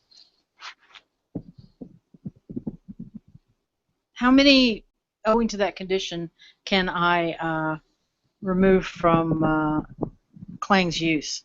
I'm going to go ahead and say 2. Okay, well that's what I will take from him then. I will take 2 tentacles. Okay. So he's now threatened a full condition, and he has a loss of tentacles as a condition, and threatened as a tag. Okay, because I've given him a certain number of conditions that he can absorb before he gets defeated. Now there are a number of scientists in the room, and I believe Bishop, you're tasked with taking care of the ads. What are you doing? So are the scientists like fleeing the room, or are they like they're also against us? They're also against you. These are like alien gray scientist type things. Okay, gotcha. These are the mobs. Yeah. Yeah, the mob. Sweet. Yeah, so they've got him in the corner, so I just jump into the middle of the room, and it's just all guns all the time. You know, point them both ways, spinning around, shooting, putting them over my head, over my shoulders in odd configurations, but that somehow end with bullets in enemy heads. Okay, go ahead and give me take the offensive, which is ability, which you knew is 1. You get a +1 because this is what Brittany told you to do. So you're rolling +2. So I got an 8. You got an 8. You can spend a bond, or you to 7, upgrade 2, to a 10. 9. Oh wait, so that's a 9. Okay, so I could do 1 to get 1 Or you can more. spend 1 off of your guns to get up to a 10. Yeah, I'll spend 1 off of my guns to get up to a 10.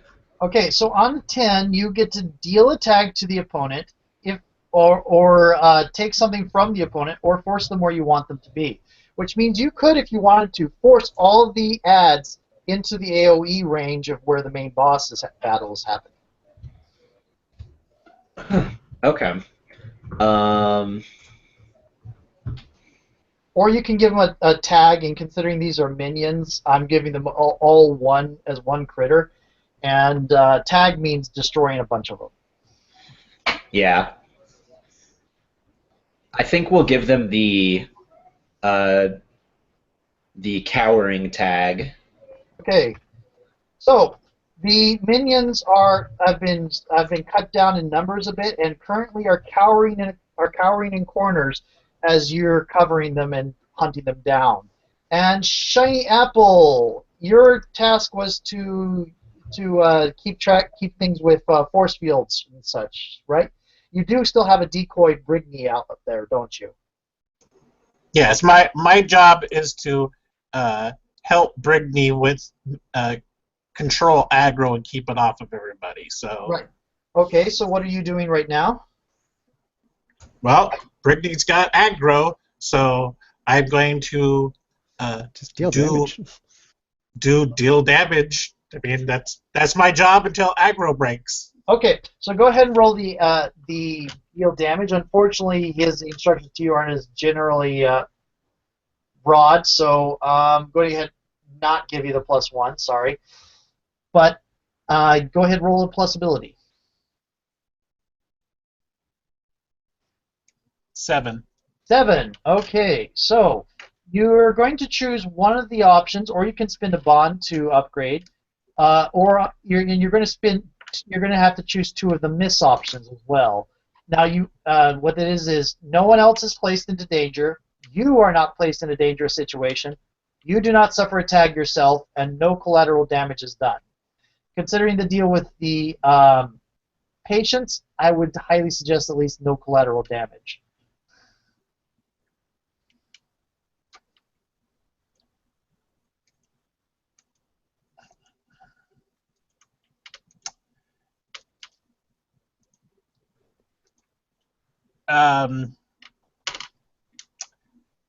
Yeah, I'm not a. Could you share that folder that yeah. has everything?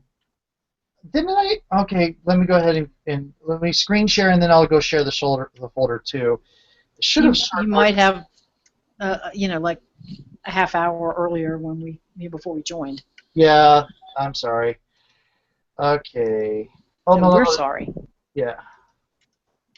I want a shareable link. I don't want to just share. Thank you. Okay. Where's the... There we go. Crippled, missing tentacles, suppressed. Okay. Here we go.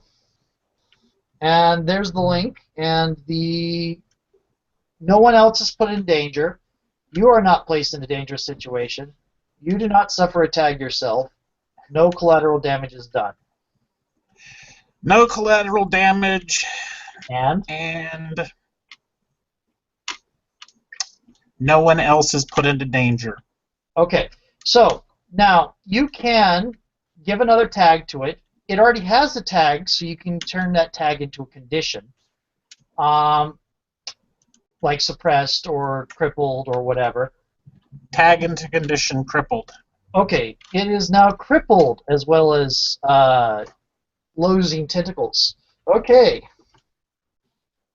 and it is kind of flailing about and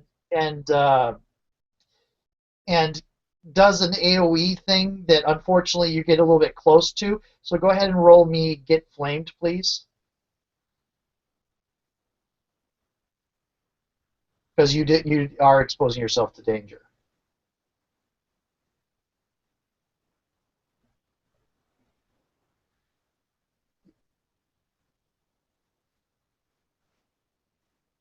Get flanked.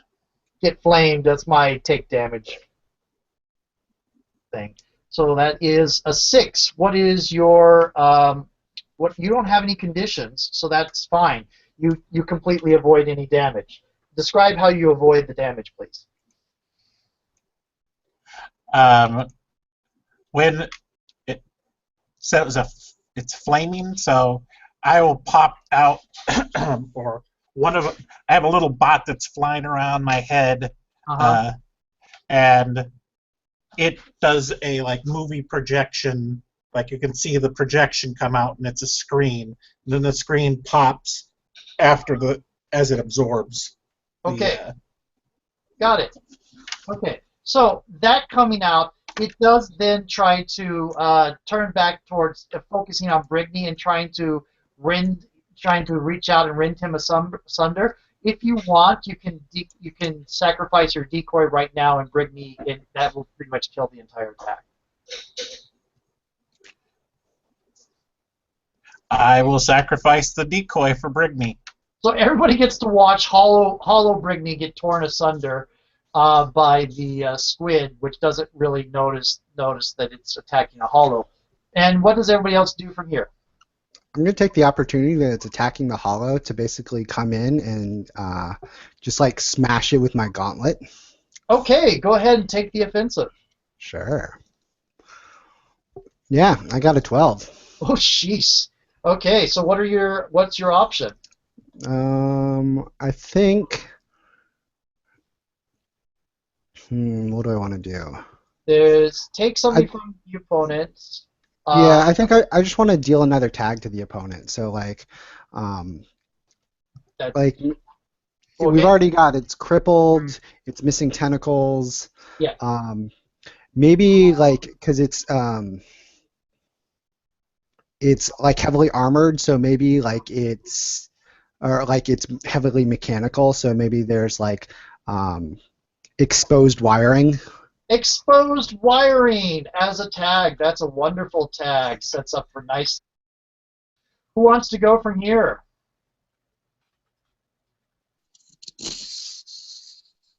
And by the way, remember there, Bishop, you have a trap out there, so at any given time you can make a teamwork roll to represent your trap if somebody needs it. Okay? Right. Okay, who wants to go next? I'm just gonna put out decoys now since he's blown through one of them. I want to keep up Brigney's ability to control with the decoys. And this does give you your +1. So go ahead and give you the +1 for mentor. So go ahead and roll your. Let me look it up again real quick. Summoner, I believe it is plus roll. So plus roll, +1 on top of that. Well, I don't have it. Oops. Yeah, I don't have roll, so that is a 9. A 9. I'll burn gear. You're burning gear to get a 10. Okay, so that gives you 2 decoys on Brigney. So as long as Brigney keeps aggro, you're pretty much invulnerable. For the Is this where Yep. Shiny Apple can take part of a +1 going forward because he's doing the following the plan that Yeah. yeah. So that wouldn't that give you a 10 rather than you having to burn gear? No, I was including that. Oh, okay. Sorry, never mind. Okay. And yeah, he rolled an 8. His ability is 0, so he gets +1 from the mentor, and then he gets +1 from the Okay, and he gets +1 from gear, so that gave him to that 10. And so who else wants to go next? Do we want to get Bishop or Tiama? I'm just deep seeing, so I'm not doing anything that's a whole lot of interesting. Okay, so let's go to not Shiny Apple, Bishop. What are you doing? Bishop! You've got the enemies off towards the main where the main battle is. What are you doing? Right. I mean, I figure like I'm probably hunting them down, just like like she's still like trying to kill the boss. Yeah. Okay, so go ahead and give me a take offensive then, please. Roll ability with a +1 because mentor. So I got a 7. You got a 7. Okay, so now, okay, let me go ahead and go back to screen sharing the player book. Okay, so again, you're going to choose 2 of these miss options, which is basically you're ruling out some bad things I can do to you. The 4 miss options are no one else is put into danger, you are not placed in a dangerous situation, you do not suffer a tag yourself, no collateral damage is done. I will tell you right now, the way you set it up beforehand, you're not going to do collateral damage to hurt any of the patients, but you might cause an environmental tag, which makes things difficult for the other people. Okay. Yeah, I guess no collateral damage, and then I guess I won't suffer a tag myself. Okay, so you are you're not suffering a tag. No collateral damage is done. But one of the minions does get a stray shot off of a stray shot off at Tiama. So Tiama, go ahead and give me how you're defending that. You can use pass obstacle, or you can, if you want, you can pass obstacle to defend against the stray shot from one of the minions before they get taken out. Yeah, that sounds like the best idea. What is that against? That is against. That's going to be plus ability. Plus ability. Okay. John, can you give me a quick 2d6 roll, please? Sorry. Wow. Well, that's no good. Oh dear. That is. What's your ability? I think my ability is a 2. Is it a 1? It might be a 1. Okay. Let me double check. Yeah, it's a 1, I think. Okay. So. Yes, it is a 1. So that is 4. Does anybody have something what they can do to help, or do you want to spend a gear or anything, or a bond? Well, it would strike me as being. I mean, this doesn't look like a particularly good part for me to. Well, you know what? I don't have any conditions or tags, do I? No, you don't. So Yeah. It should be a relatively easy get flamed roll. So, yeah, and we're not that deep in the boss fight, so I'll suck it and take it. Okay, go ahead and roll me +0 for your conditions for get flamed.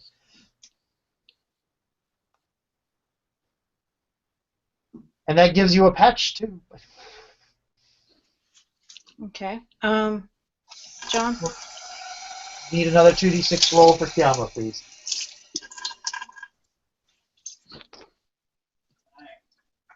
Dude, seriously? You couldn't have rolled that a minute ago. Okay, so your options for get flamed for rolling poorly. Let's see here. Lash out verbally, burn a bond to evoke rash action or inflict a tag on a teammate or other ally. You've already burned a bond on Bishop. Give ground and the opponent takes a move. You bear through the pain and suffer 2 tags. Well, I think that's the way I'll go. Tags? Mm-hmm. Okay, so you're going to be you're going to have to chug some healing items, and your the durability on your stealth suit is a little bit ragged. So you've lost some durability, and you chugged your healing potion. No Okay, full gotcha. conditions, no full conditions yet. Okay, so let's see what's next. Okay, so did you want? I'm going to say that you were spending your time trying to defend against that, so you didn't get a shot off against the monster, against the boss. Uh, who wants to go next?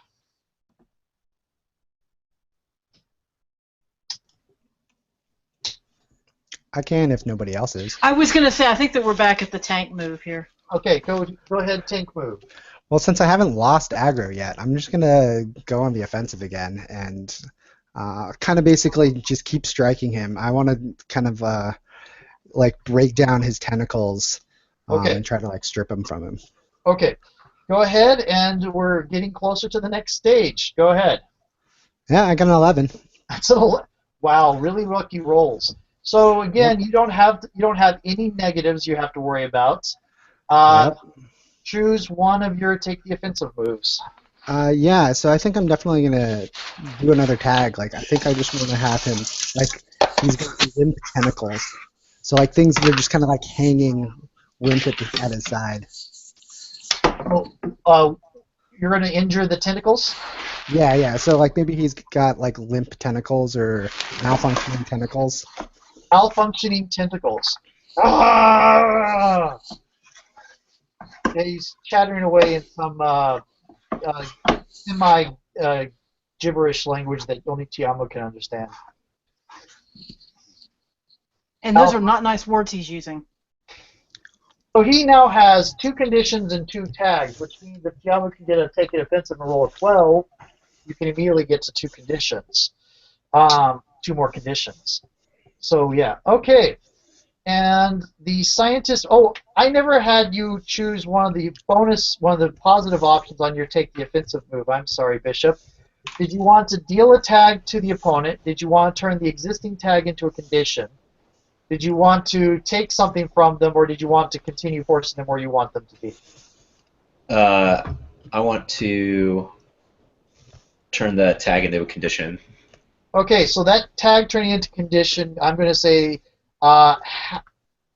you've halved their numbers. So their condition is left on conditions for the minions, because I did not give them as many even as a mob, I did not give them as many conditions as I gave the boss. Okay, so the tank has gone in and taken the offensive again and exposed it more to more damage. Who is going on from that? I think Tiamu needs some revenge here.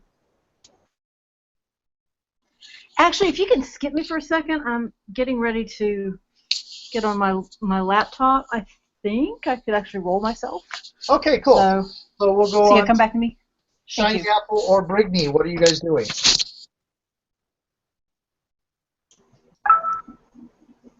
I put down the decoys since you last went, right, Brigney? So why don't you use your multiple man powers to beat it up? Sure. I'll basically work with the decoys that I've got here and just kind of like run circles around it and then like strike it from behind. So like as they're distracting it, like I'll jump up on like a lab table or something and then just come down from above and use my mass on it. Okay, now since this is basically you're using the hologram decoys to do extra damage, I'm going to actually have Shiny Apple roll to take the offensive. I'm going to have you roll teamwork. Perfect. So roll plus roll on Brigney and roll plus ability on Shiny Apple. You will get the +1 since this is helping you take. So what's your? That's a lot of failure. I only got a 6. You got 5, 6, and I'll burn my last point of gear, so at least it's not a total failure. Okay, so give me. Is your gear outlined in red now? Yes. Okay, so no one else is put in danger. You are not placed in a dangerous situation. You do not suffer a tag yourself. No collateral damage is done. What are your two options? I am going to go with the same choices that I took before. Which No collateral damage, and no one else is put in danger. Okay. And what is the option you're taking? It has two tags already and two conditions. So you can place a condition. You can take something from the opponent. Condition. A condition. Okay, so which tag do you want to turn into a condition? There's exposed wiring and malfunctioning tentacles. Which one do you want to upgrade to condition? Exposed wiring, I'm going to, it's going to lose some tentacles. So, amputation. Amputation. Amputation. Okay, a new condition. You explode the. Okay, so in the process of you going in and unfortunately, what happens is one of the holograms goes in to do some of the damage with following Brigney's patterns, and it gets one of your two decoys get destroyed in this action. So there are no more decoys out there. Okay. Roger Dodger. Okay. So back to Bishop. What are you doing? Are we not coming back to, what's her name? Tiama. Tiama. Is she not having an action this round? Oh, she's having an action. She's switching computers, so she requested we move on past her for a moment. Okay.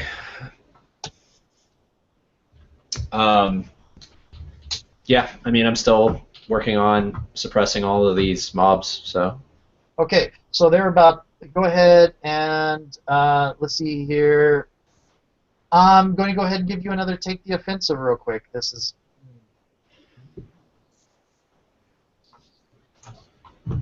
Actually, no.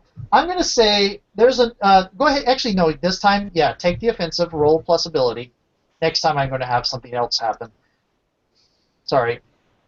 Okay. 8. 8.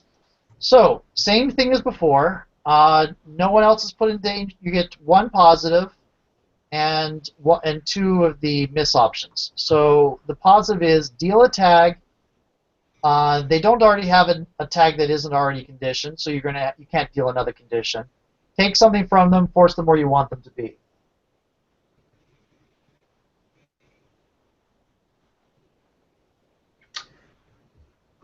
Can I take their will to fight from them? You want them? Okay, yeah. I'll let you take their will to fight, and they'll probably see it. Okay, and then on the miss, choose one of the following. No one else is put into danger. You are not placed in a dangerous situation. You do not suffer a tag yourself. No collateral damage is done. No collateral damage, and no one else is in danger. Okay, so you managed to rout the scientists. However, as soon as the scientists all flee the area, there is some sort of alarms and things start teleporting into the room from outside. And it looks like they're full on soldiers, vaguely reptilian-like lizard people with lasers, and they take shots at you, and you end up getting. Don't you already have 2 tags? Yeah. Okay, so you are ending up unfortunately with a condition of broken armor. Okay. Yep. So on cases where your armor might be important, you are going to take a -2, -2, I believe, right now. Double check that. Conditions. -1. You take a -1 whenever your armor might be involved in an action. You take a -1 to the roll. Okay. However, you do have your crafter holds. Right. Yeah. So you can use those if you want. Let's see. Which I think you could have used one to remove your own condition, your own tags right off at the beginning. And prevent this from becoming a condition. That's all right. We'll keep those hold for a rainy day. Okay. So and also you can use any of those to give you a +1 to your or a team member's rolls at any time. So you also Right. have. Okay. I just wanted you to remember that you had that. Okay. So I see Tiama's back in here and switch computers. So Tiama, what are you doing? The scientists have been replaced by reptilian soldiers, but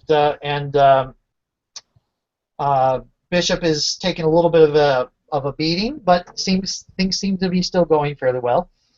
So what are you doing? I would say that I'm probably still trying to deeps down the boss. Okay, go ahead and roll me take offensive, please.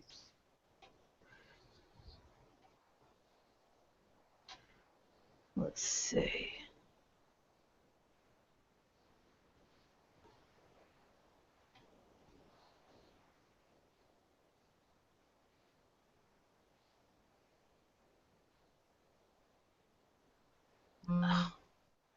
See, now the thing is, I can use Dice stream, but it um, won't show. dice stream, but it doesn't show. And I would be really proud not to show you what I just rolled, which is a 4. Oh dear. Yeah. Okay, so you do. Does anybody have any teamwork they could? Actually, there is a trap in existence. So if you want, you can use your trap to give her a teamwork roll, Bishop, and you also have your quality expendables that you can use for her. But that would give her up to a 6. Does anybody else want to give her teamwork? Can she also spend a bond to upgrade it from a failure That's what to I was a thinking too, partial yes. success? Okay, so you can also spin a bond. And what are you spending the bond from?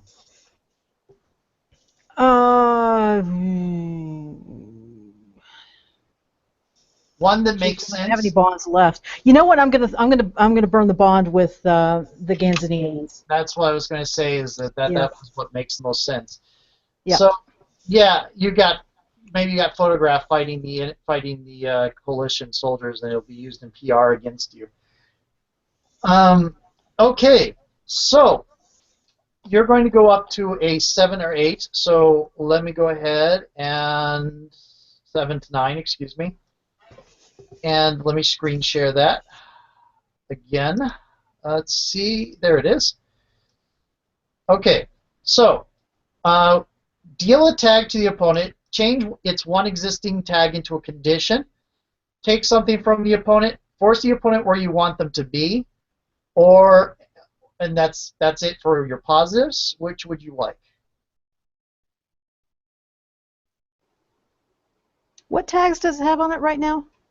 It has limp tentacles, Yeah, I thought that's what it had. malfunctioning tentacles. Yes, So, it is lost several tentacles. Some of its tentacles are malfunctioning and flailing about. It is crippled and moving poorly. It is, at least this stage of it is close to destruction. yeah, I'm thinking that if I take that malfunctioning tentacles tag and make that into a condition, I think that's probably the right way to go. Okay. And hopefully, because of the way that I do it, Yep. making this as I go along, that I will like you do when you're role playing. When I do that, because I am deattaching Yep. a couple of the tentacles. In doing so, I hit a primary bioorganic nerve center that will make far more grievous the actual loss of limb. Okay. So primary nerve cluster. There you go. Yeah. Primary nerve cluster. Cool. Yeah. Awesome. It is now really kind of, but now you need to choose your miss options. No one else is put into danger. You are not placed in a dangerous situation. You do not suffer a tag yourself. No collateral damage is done.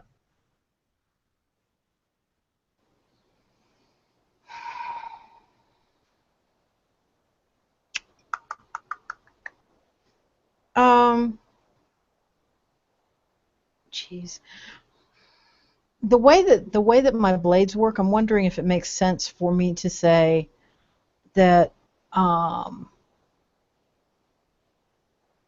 No, I want to take the two. I want to take the two that are. Well, no. Let me look real quick.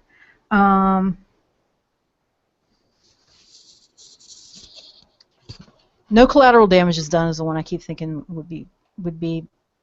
You guys are really Makes focused sense. this fight on keeping the collateral damage down. So yeah. Yeah. And So I'll pick no collateral damage is done and no one else is put into danger.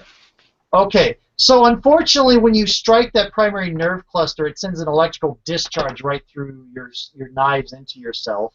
So I am going to give you a. You already have tags on you, don't you? I think you do. Yeah, I have two. Okay. So where are your tags? The one Oh, is that I've yeah.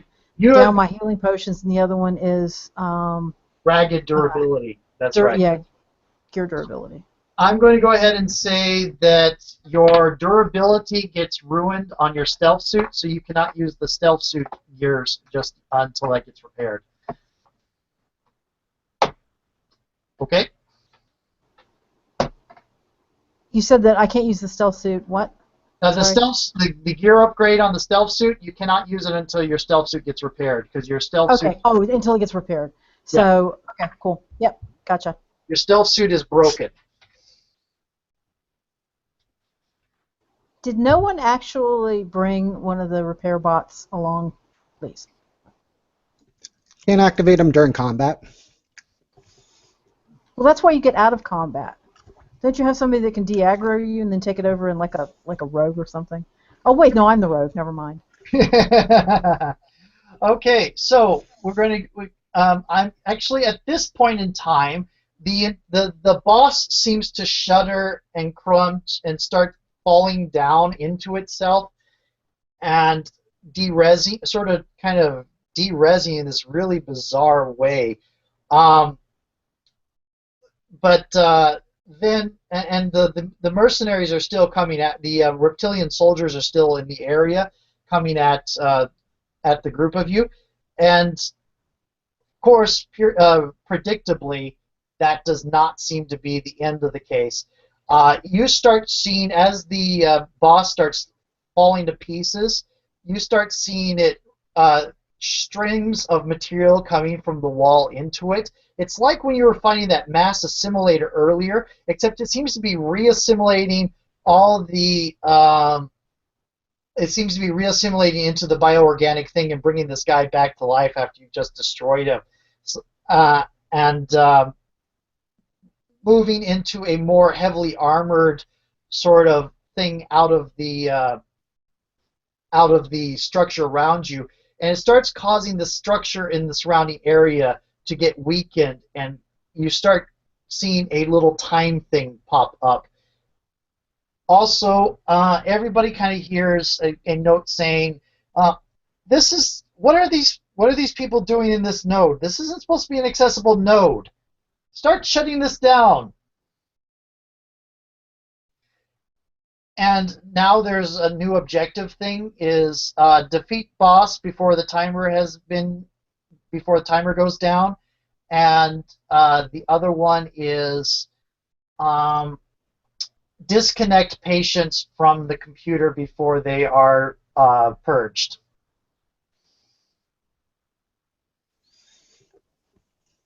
Welcome to Boss Fight Stage 2. Cool.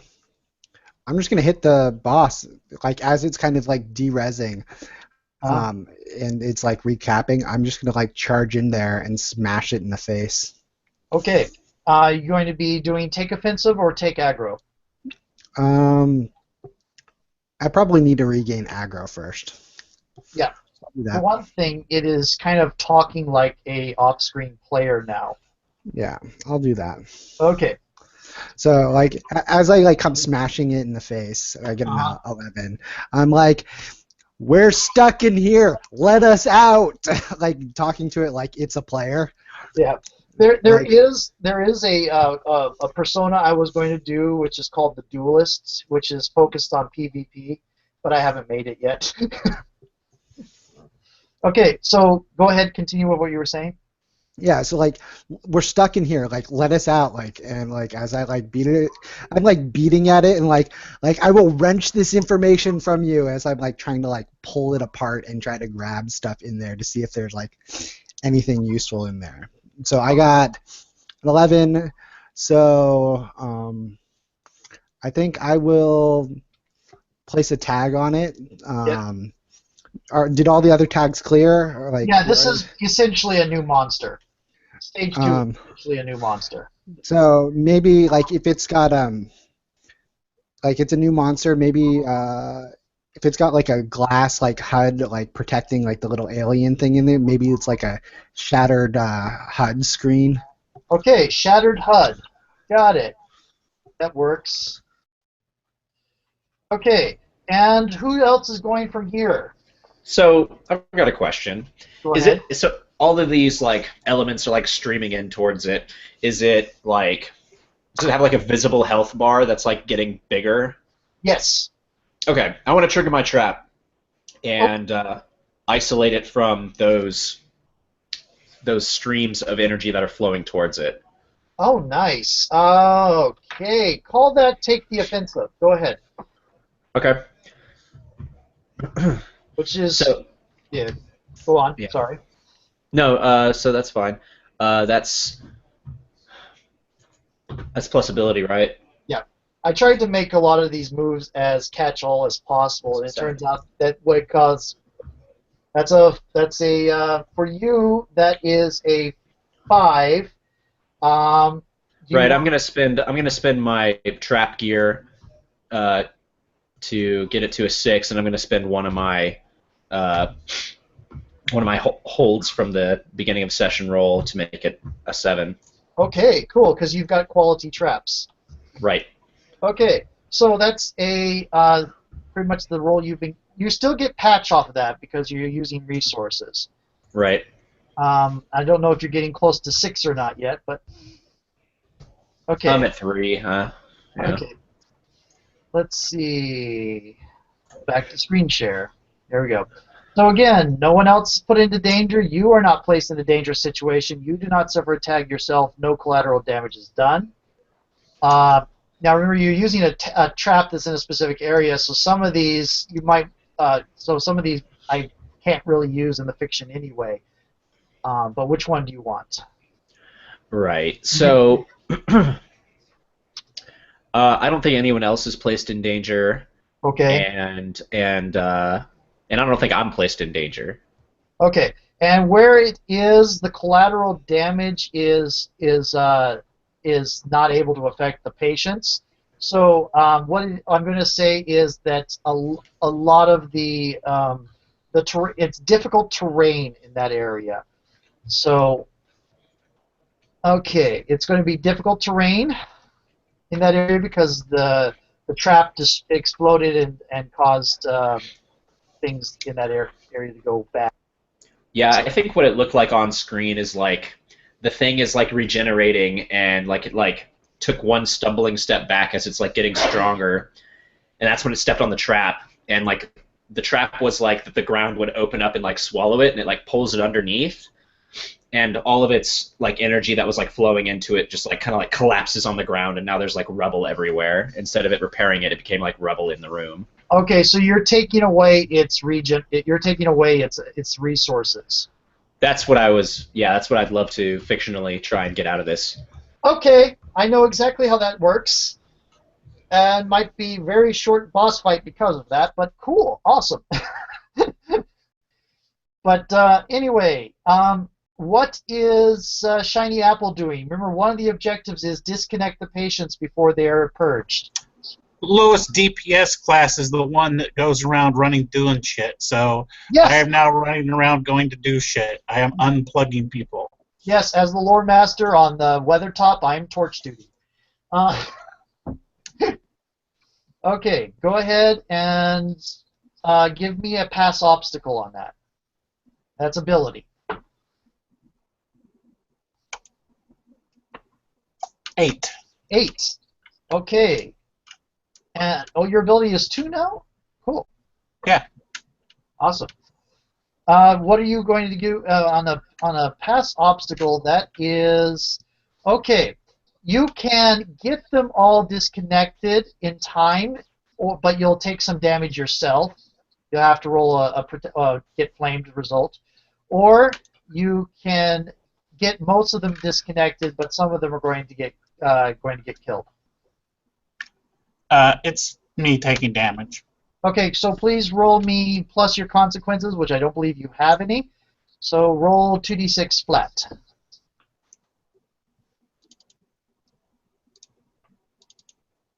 And watch, this is going to be a high number again. 8. Okay, so your options are lash out verbally, burn a bond to invoke rash action or inflict a tag on a teammate or other ally, give ground and the opponent takes a move, or you bear through the pain and suffer 2 tags. I have a tag with Tiamo, and I'm gonna burn it. So you're going to burn a tag to burn a bond to invoke. Are you going to inflict a tag on her or invoke her to rash action? Actually, to save me from the wrath of the wife, I have a bond. I have a bond with Pack Rat, and I'm gonna burn that one down. You're going to burn that one down to make it a miss. Mm-hmm. Oh, okay. You're going to burn a bond. Okay, got it.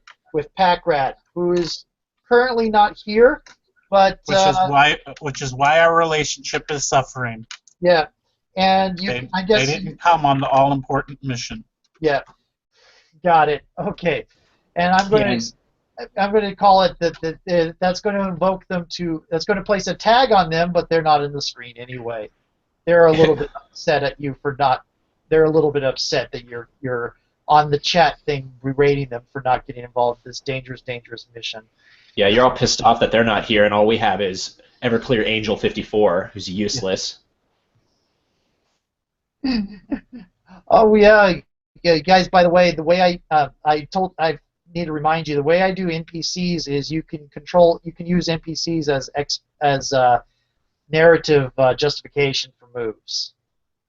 So if you wanted to do a teammate move where he does something, I'm assuming he's doing stuff to help protect people all this time, but if you want to do like a teamwork move where the NPC goes to help somebody else instead of you directly helping somebody, that's fine, or anything like that. But anyway, onward to, I believe, it's Tiama. It looks like you have the grayed out, the patients are disconnected. All that's left is defeating the boss and the reptilian mercenaries that are in the area. So what do you want to do, Tiama?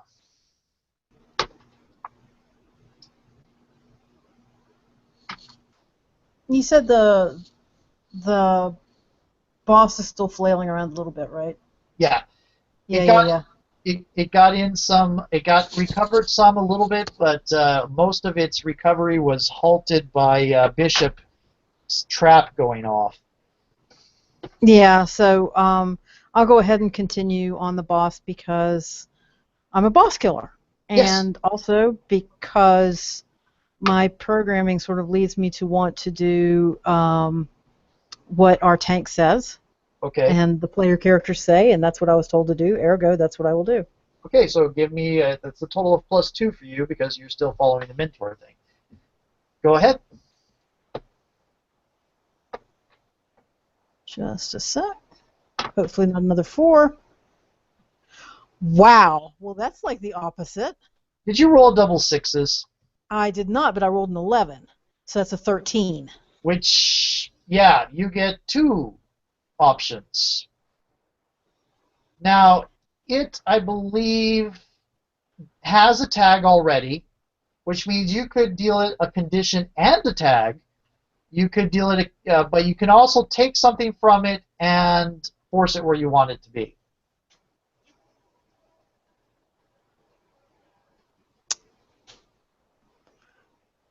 I think I want to force it somewhere that it will be. I shouldn't be the one to deliver the killing blow because I'm an NPC. So I would say I probably want to position it so that it opens it up to attack by one of the others. No, you could totally Um, you could totally deal the killing blow. You're on the cover. I do it with style, as a matter of fact, I guess. Yeah. But, I can tell you but, right now, you'll do a condition and a tag. It's even with the trap thing, it has enough conditions that you won't kill it outright this time. oh, cool. Okay. So yeah, I will go ahead and add a condition then. You're going to add a condition, so that's going to turn the shattered hut. You can either use both your options to do one condition, or you can use one of your options to turn shattered hut into a condition. And then you can still force it somewhere else.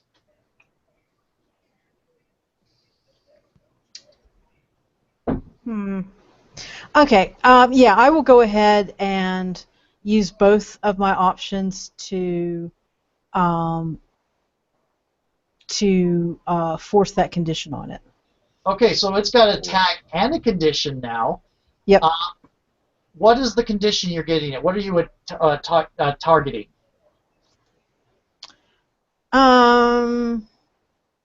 It's more heavily armored this time, and it's getting on some blast weapons if you want to target any of those.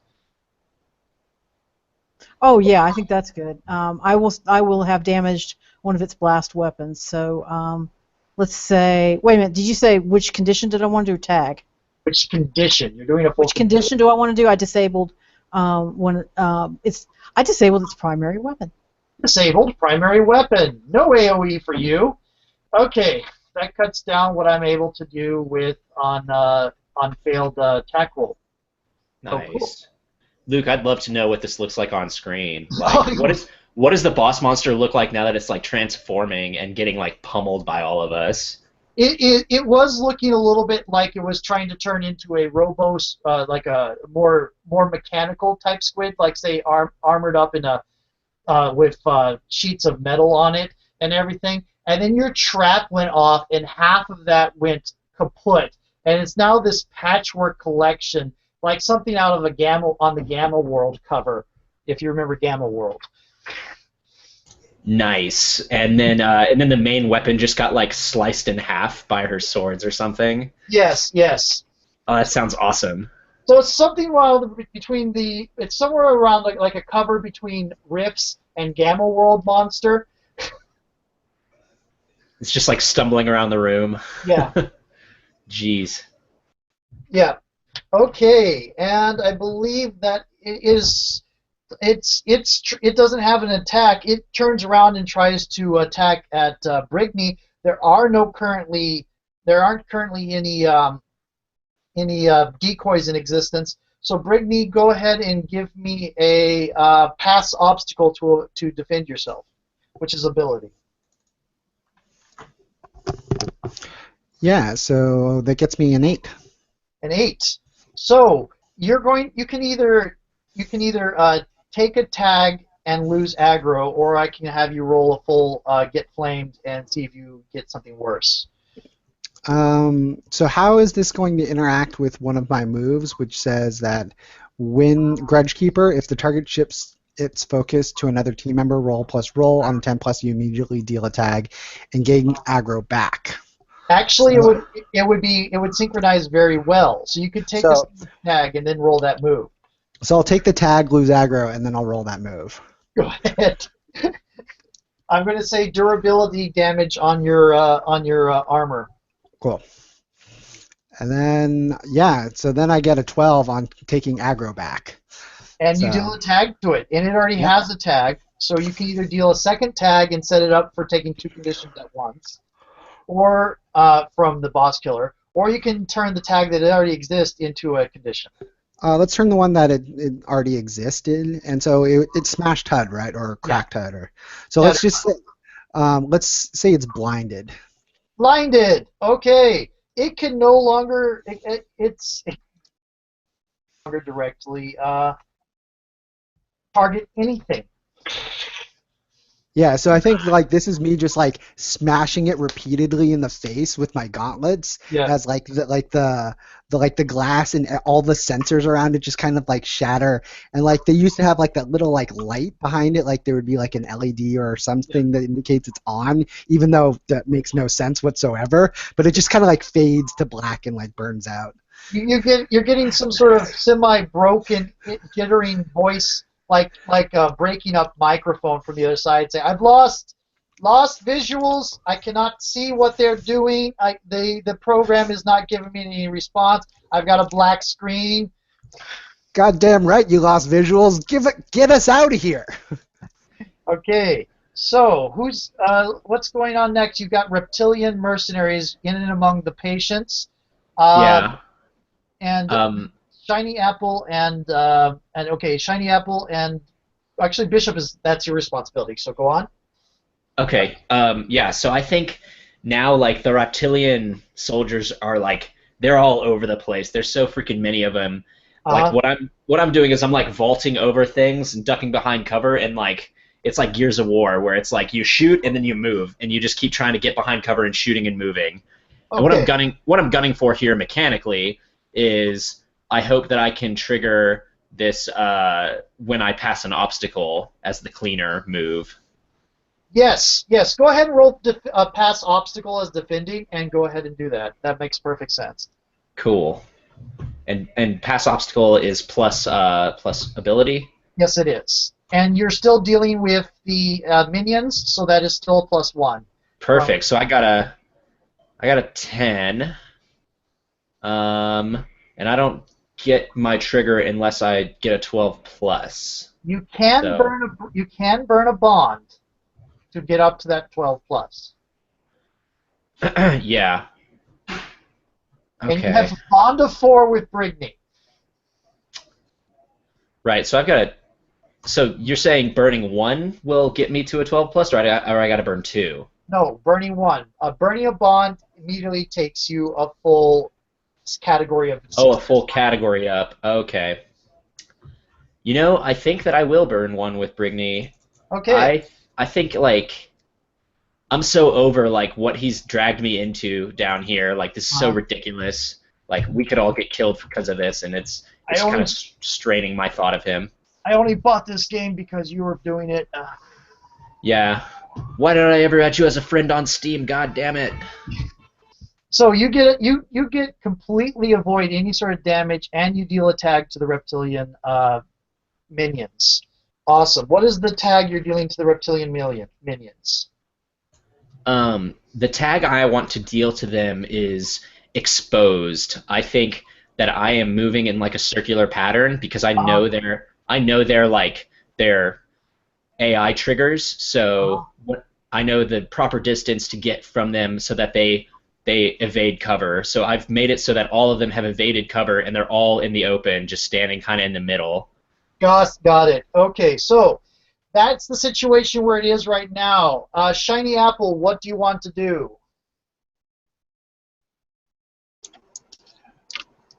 Are there still patients connected? No, you've got all the patients disconnected. And right now you got the reptilian minions are exposed to mass attack if you want to try to take them on. I will do some damage then. I'm not going to do area effect because I don't trust my powers at this point, so I will just try to single target. You're going to send some micromanagement drones in basically. Oh man, go for the area of effect. Yeah, you didn't have the eat our entire party experience. So Last week, yeah. I mean, I've still got a +1. I can get somebody on a roll, so I would totally give that if it's going south. Yeah. Oh, what the heck? I've been encouraged to risk the entire party's life, so I will do so. Hollow Fairies, take 2. Roll. Take the offensive, please. 9. Yeah, I'll give you the +1. I'll give you the +1 for my last hold, so you get the 10. So you can deal a tag, or you can upgrade to a condition. I'll tell you right now, a condition will take out the reptilians. Condition. Okay. So describe the hollow fairies eating the reptilians. It's a little swarm of flying little hologram fairies fly out, and they each will start zapping things, and they digitize things out of existence. So you will see it's like they're unwriting the code, which of course in the lore of the game is, they're actually turning them into digital constructs, and then I could store them in my deck. But so you now have reptilian minions you can summon. Got it. Well, Yeah. that was the original, what the designer said they're going to do. I don't get that, but somehow not all mobs get stored and let me use them. So yeah, they get written out of existence, kind of like the Tron thing, except obviously it's the reverse, because really they're all digital constructs in the first place. Right. Got it. Okay. So Hey, don't tell the NPC that, all right? okay, Tiama, what are you doing? Oh, my job. Your job. Okay. Go ahead and roll on take the offensive, please. Absolutely. Oops. Helps if I add dice. I was like, what? When I click on roll, nothing happens. Let's roll 0 dice. I've done that before. Yeah. Okay, that's a 6, so I can boop that up to an 8, I think. Yes, I believe, because your ability is 1. You get +1 for mentor, so that's an 8. Yep. Okay. Does anybody want to add teamwork? Because you still have an NPC around that you haven't used much of, the Everclear Angel, and Brigny's engaging the same target. So we have fictionalized capability for at least 2 teamwork rolls. Well, also, if I don't know, I've done so much damage. I don't know if I can get the flanking still. Oh, yeah, because he still has aggro, so you still get. Oh yeah. So that'll get me up to 10. Okay, so yeah, you're at a 9 right now. So if we can get teamwork from one person, does anybody want to roll teamwork?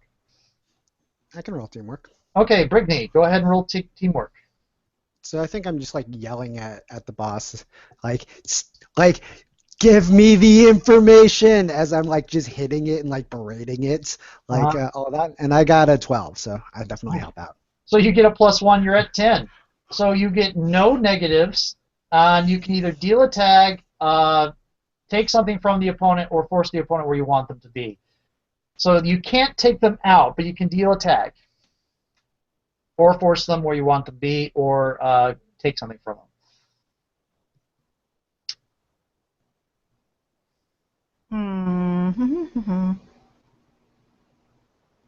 Man, I feel like I'm going down the condition route.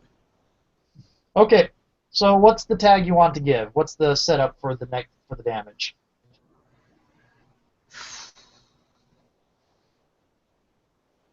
Right now, you've taken away my ability to do AoE damage. You've taken away my ability to target specific people. So what else do you want to take away from me?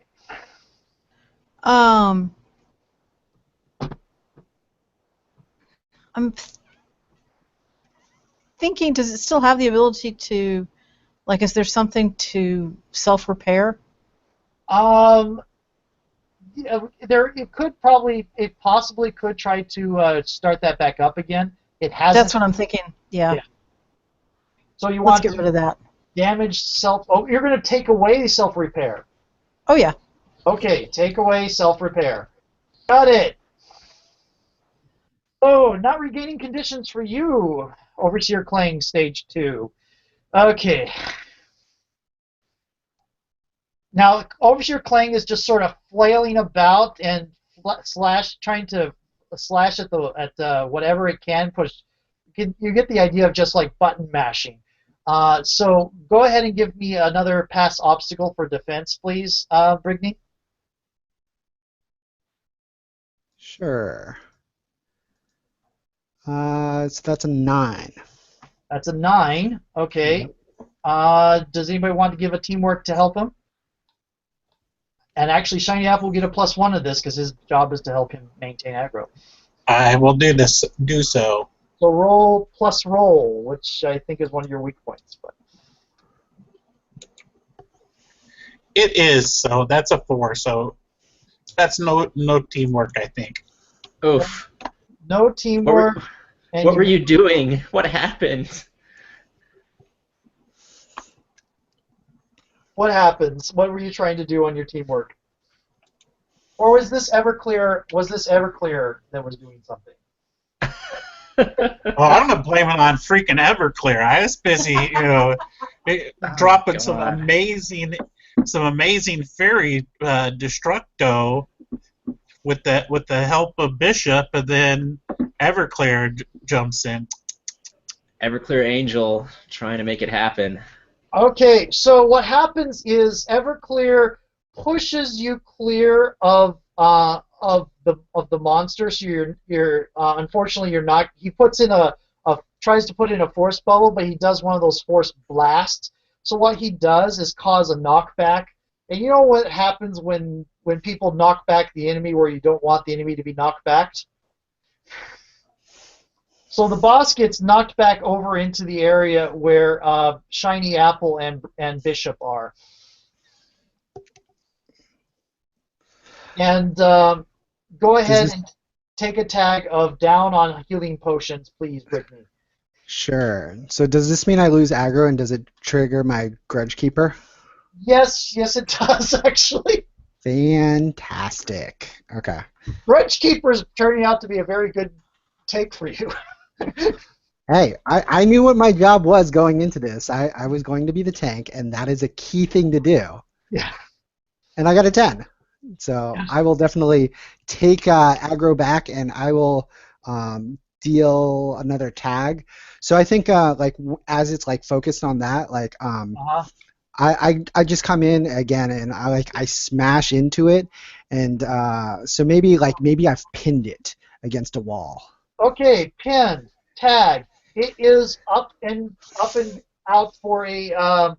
It is pinned against a wall, so they can't hit any of the patients or anything.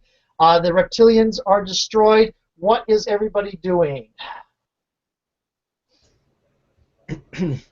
I'll go for an attack on the pinned poor creature. I think what I want to do is he's got it pinned up, and I'm gonna try and run up his back and do a backflip so that I'm upside down and fire both of my guns straight down into that shattered canopy of its HUD. Okay. And try and hit whoever's behind it. Okay, go ahead and give me a take offensive, please. 7. A 7. Okay, so that is a 7. You can again burn another bond to make that into a 10. If you want, or if you can just keep the 7. All I can say is what the 7 might be is its flailing tentacles might hit you a little bit depending on what miss options you choose, but you will do a tag and you will be able to take it out. I wonder if I can I help at all? Yes, you can try to help. Go ahead and give a teamwork roll. That will get them up. Actually, if all 3 of you do teamwork rolls, you can get them up to a 10. No, if all 3 of us successfully make teamwork rolls. Yes. Okay. So let's all 3 do teamwork. Mine is an 8. An 8. So you're going to expose yourself to some danger. That's fine. Okay. No, I didn't do it. I got a 6 on my teamwork roll. Do you want to burn a bond? You might not you still have a bond with me, right? Yeah, I still have a bond with you. You might not like that I'm taking the I'm kind of stealing your thunder here. Yeah, I'll burn that bond. And he was bad-mouthing you earlier about dragging him into this game. True. Yeah, so I'll burn that bond, and I'll Okay. bump it up. So you're up. That's a +1. And Shiny oh apple. my goodness, do you ever get help? Boxcars. Yeah. So you get a 10. You do a full tag. You're going to do a full tag to it. You blow this thing away. Meanwhile, I need to roll. I need both Tiama and Brig need to roll get flamed. So roll your conditions. I believe Tiama has one condition and Brigney doesn't have any. So roll +1 That's for correct. and +0 for Brigney. Yeah, I still rolled a 7, so I still am in the middle. Yep.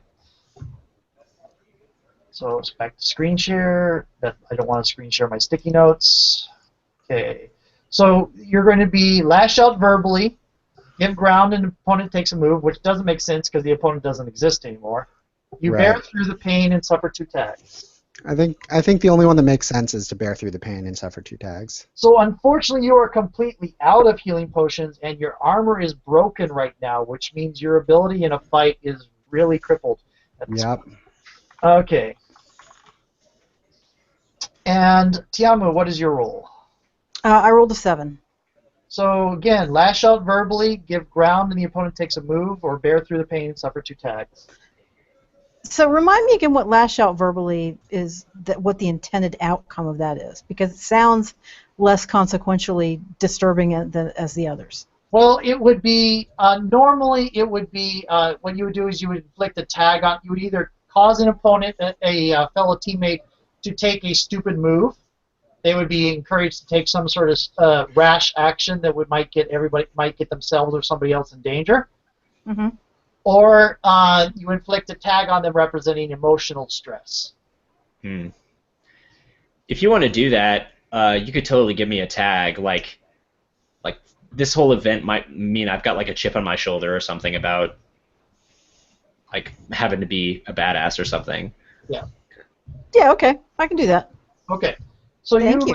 you burn a bond with Bishop. And that's a consequence. You can actually take him. You're actually down to a -1 bond. Because you already burned your bond with him earlier. You actually don't like Bishop now.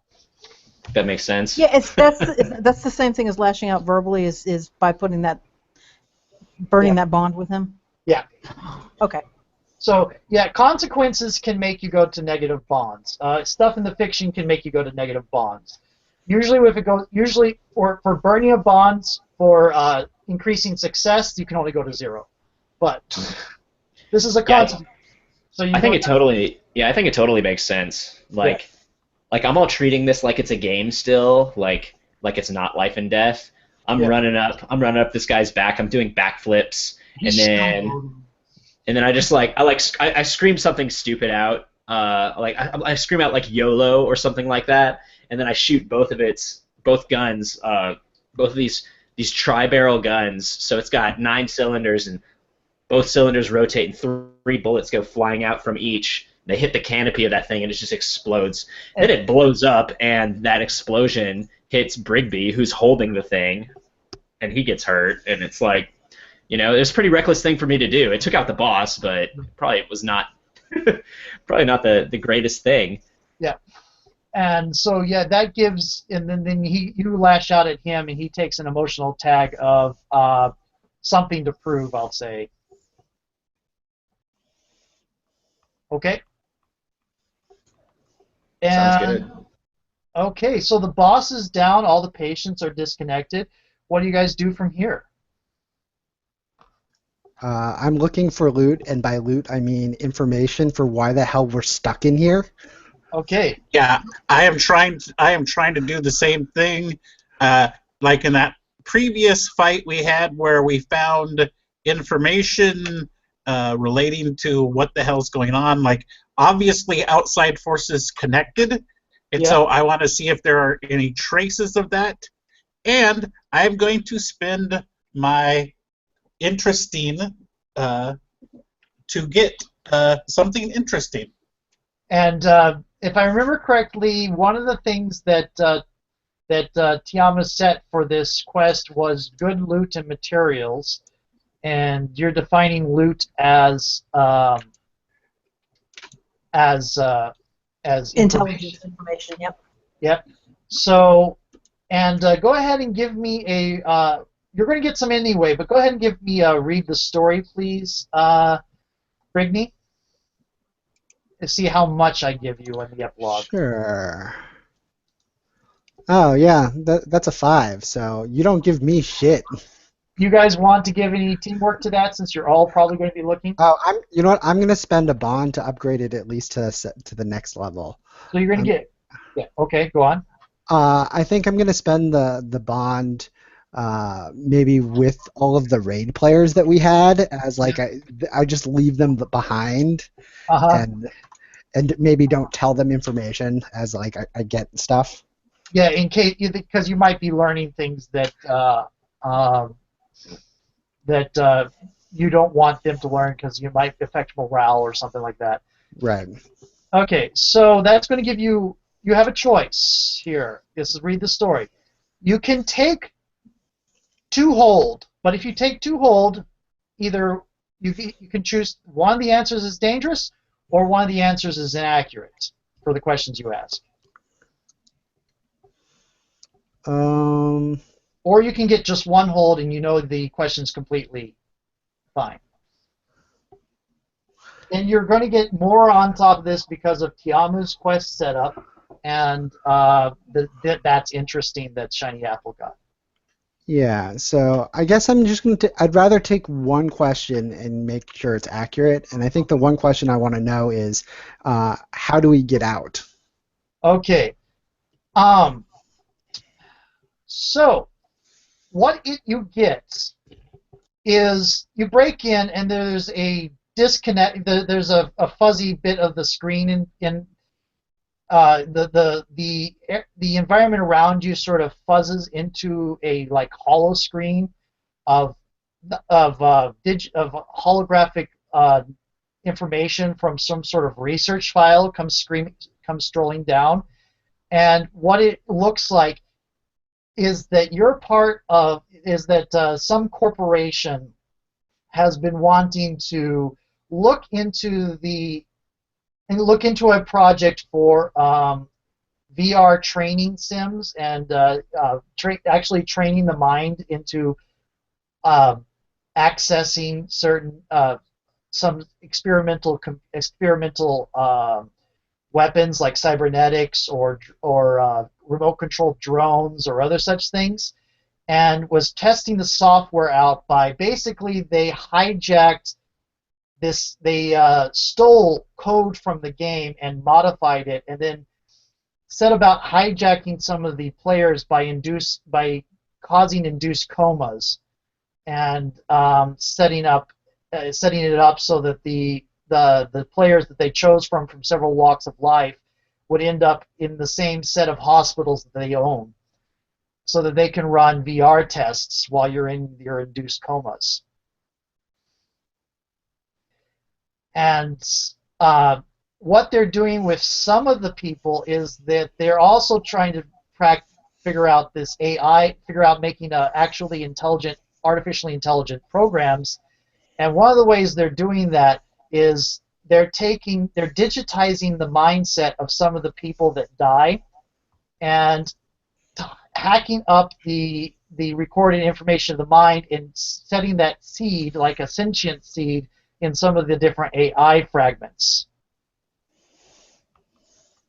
And the way you can get out is if you can probably try to.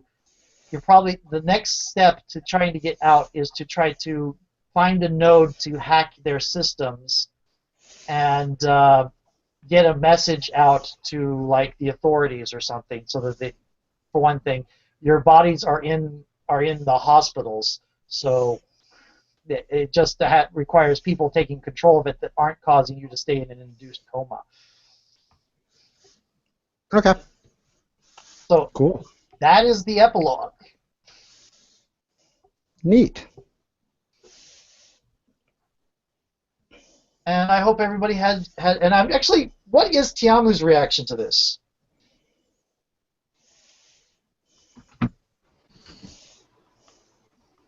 What's everybody's reaction to this? We'll start with Tiama.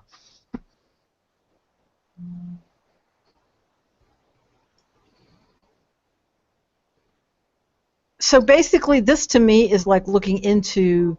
It's kind of the opposite of what they are. I'm Right. basically seeing into their world. Yeah. So, I guess my reaction would be probably fury at the fact that some bad guys are doing this, and I want to go free those people. Mm-hmm. Which would be funny because then it would be like I'm leaving the. I would be turning their world into my game. Yep. And I'm wondering if considering one of the things they're messing with is solid holograms, that there is a way to do solid hologram that Tiamu can get into the flesh world. I haven't made rules for integrating flesh and digital yet. It shouldn't be too difficult, but I haven't actually set up rules for flipping between the two yet. So. I like it. Yeah. And who else? Let's see. Shiny Apple, what's your reaction to this? I told you. I told you so. That I will post that on every forum. I will spam the hell out of that information.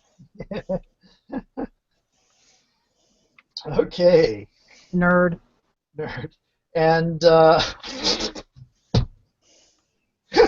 I just totally had a Vegeta moment there. Okay. Let's go to Bishop. So, I want to hear what Brigney says first. I think I have an idea, but I want to hear what Brigney says first. Okay, Brigney. So I basically figure out that like if you die, you could like die in real life, and that's like when you don't come back. So I think my whole thing is like I sort of become like a in-game guild leader type thing. Like I definitely am trying to rally people and to work to basically take down the game and make sure that we all like survive in here while trying to send out information and stuff like that. Oh, I'm going to give you a further thing. One of the patients you rescued is your friend who was taken. Cool. Only now she's entirely digital because her body died when she didn't respond, and they digitized her mind. So she is trapped in here like she's basically trapped in here like Tiama is. Just Tiama wouldn't realize it as anything strange. Right. Okay. I was actually thinking kind of a similar thing for Bishop. Uh-huh. So we could do it together. Bishop had all of these thoughts. He has all these memories of being in a hospital and hearing a heart rate monitor stop. And then being thrust into the digital world. Okay. As an NPC that would have this sentient intelligence beyond artificial intelligence. Yeah. But he just had the flashbacks to when he was still a physical being, but he remembered dying. So I think that's his epilogue. Got it. Okay. Cool. Right. He's been so harsh to these artificial intelligences, and now he realizes that he is also one. Or sort of. Kind of. Ghost. Yeah. Okay. So good. And I think the end of session moves, which gives potential, but I think we got some major loots because I believe there would be definitely some materials in here that would be significant to a continuing campaign.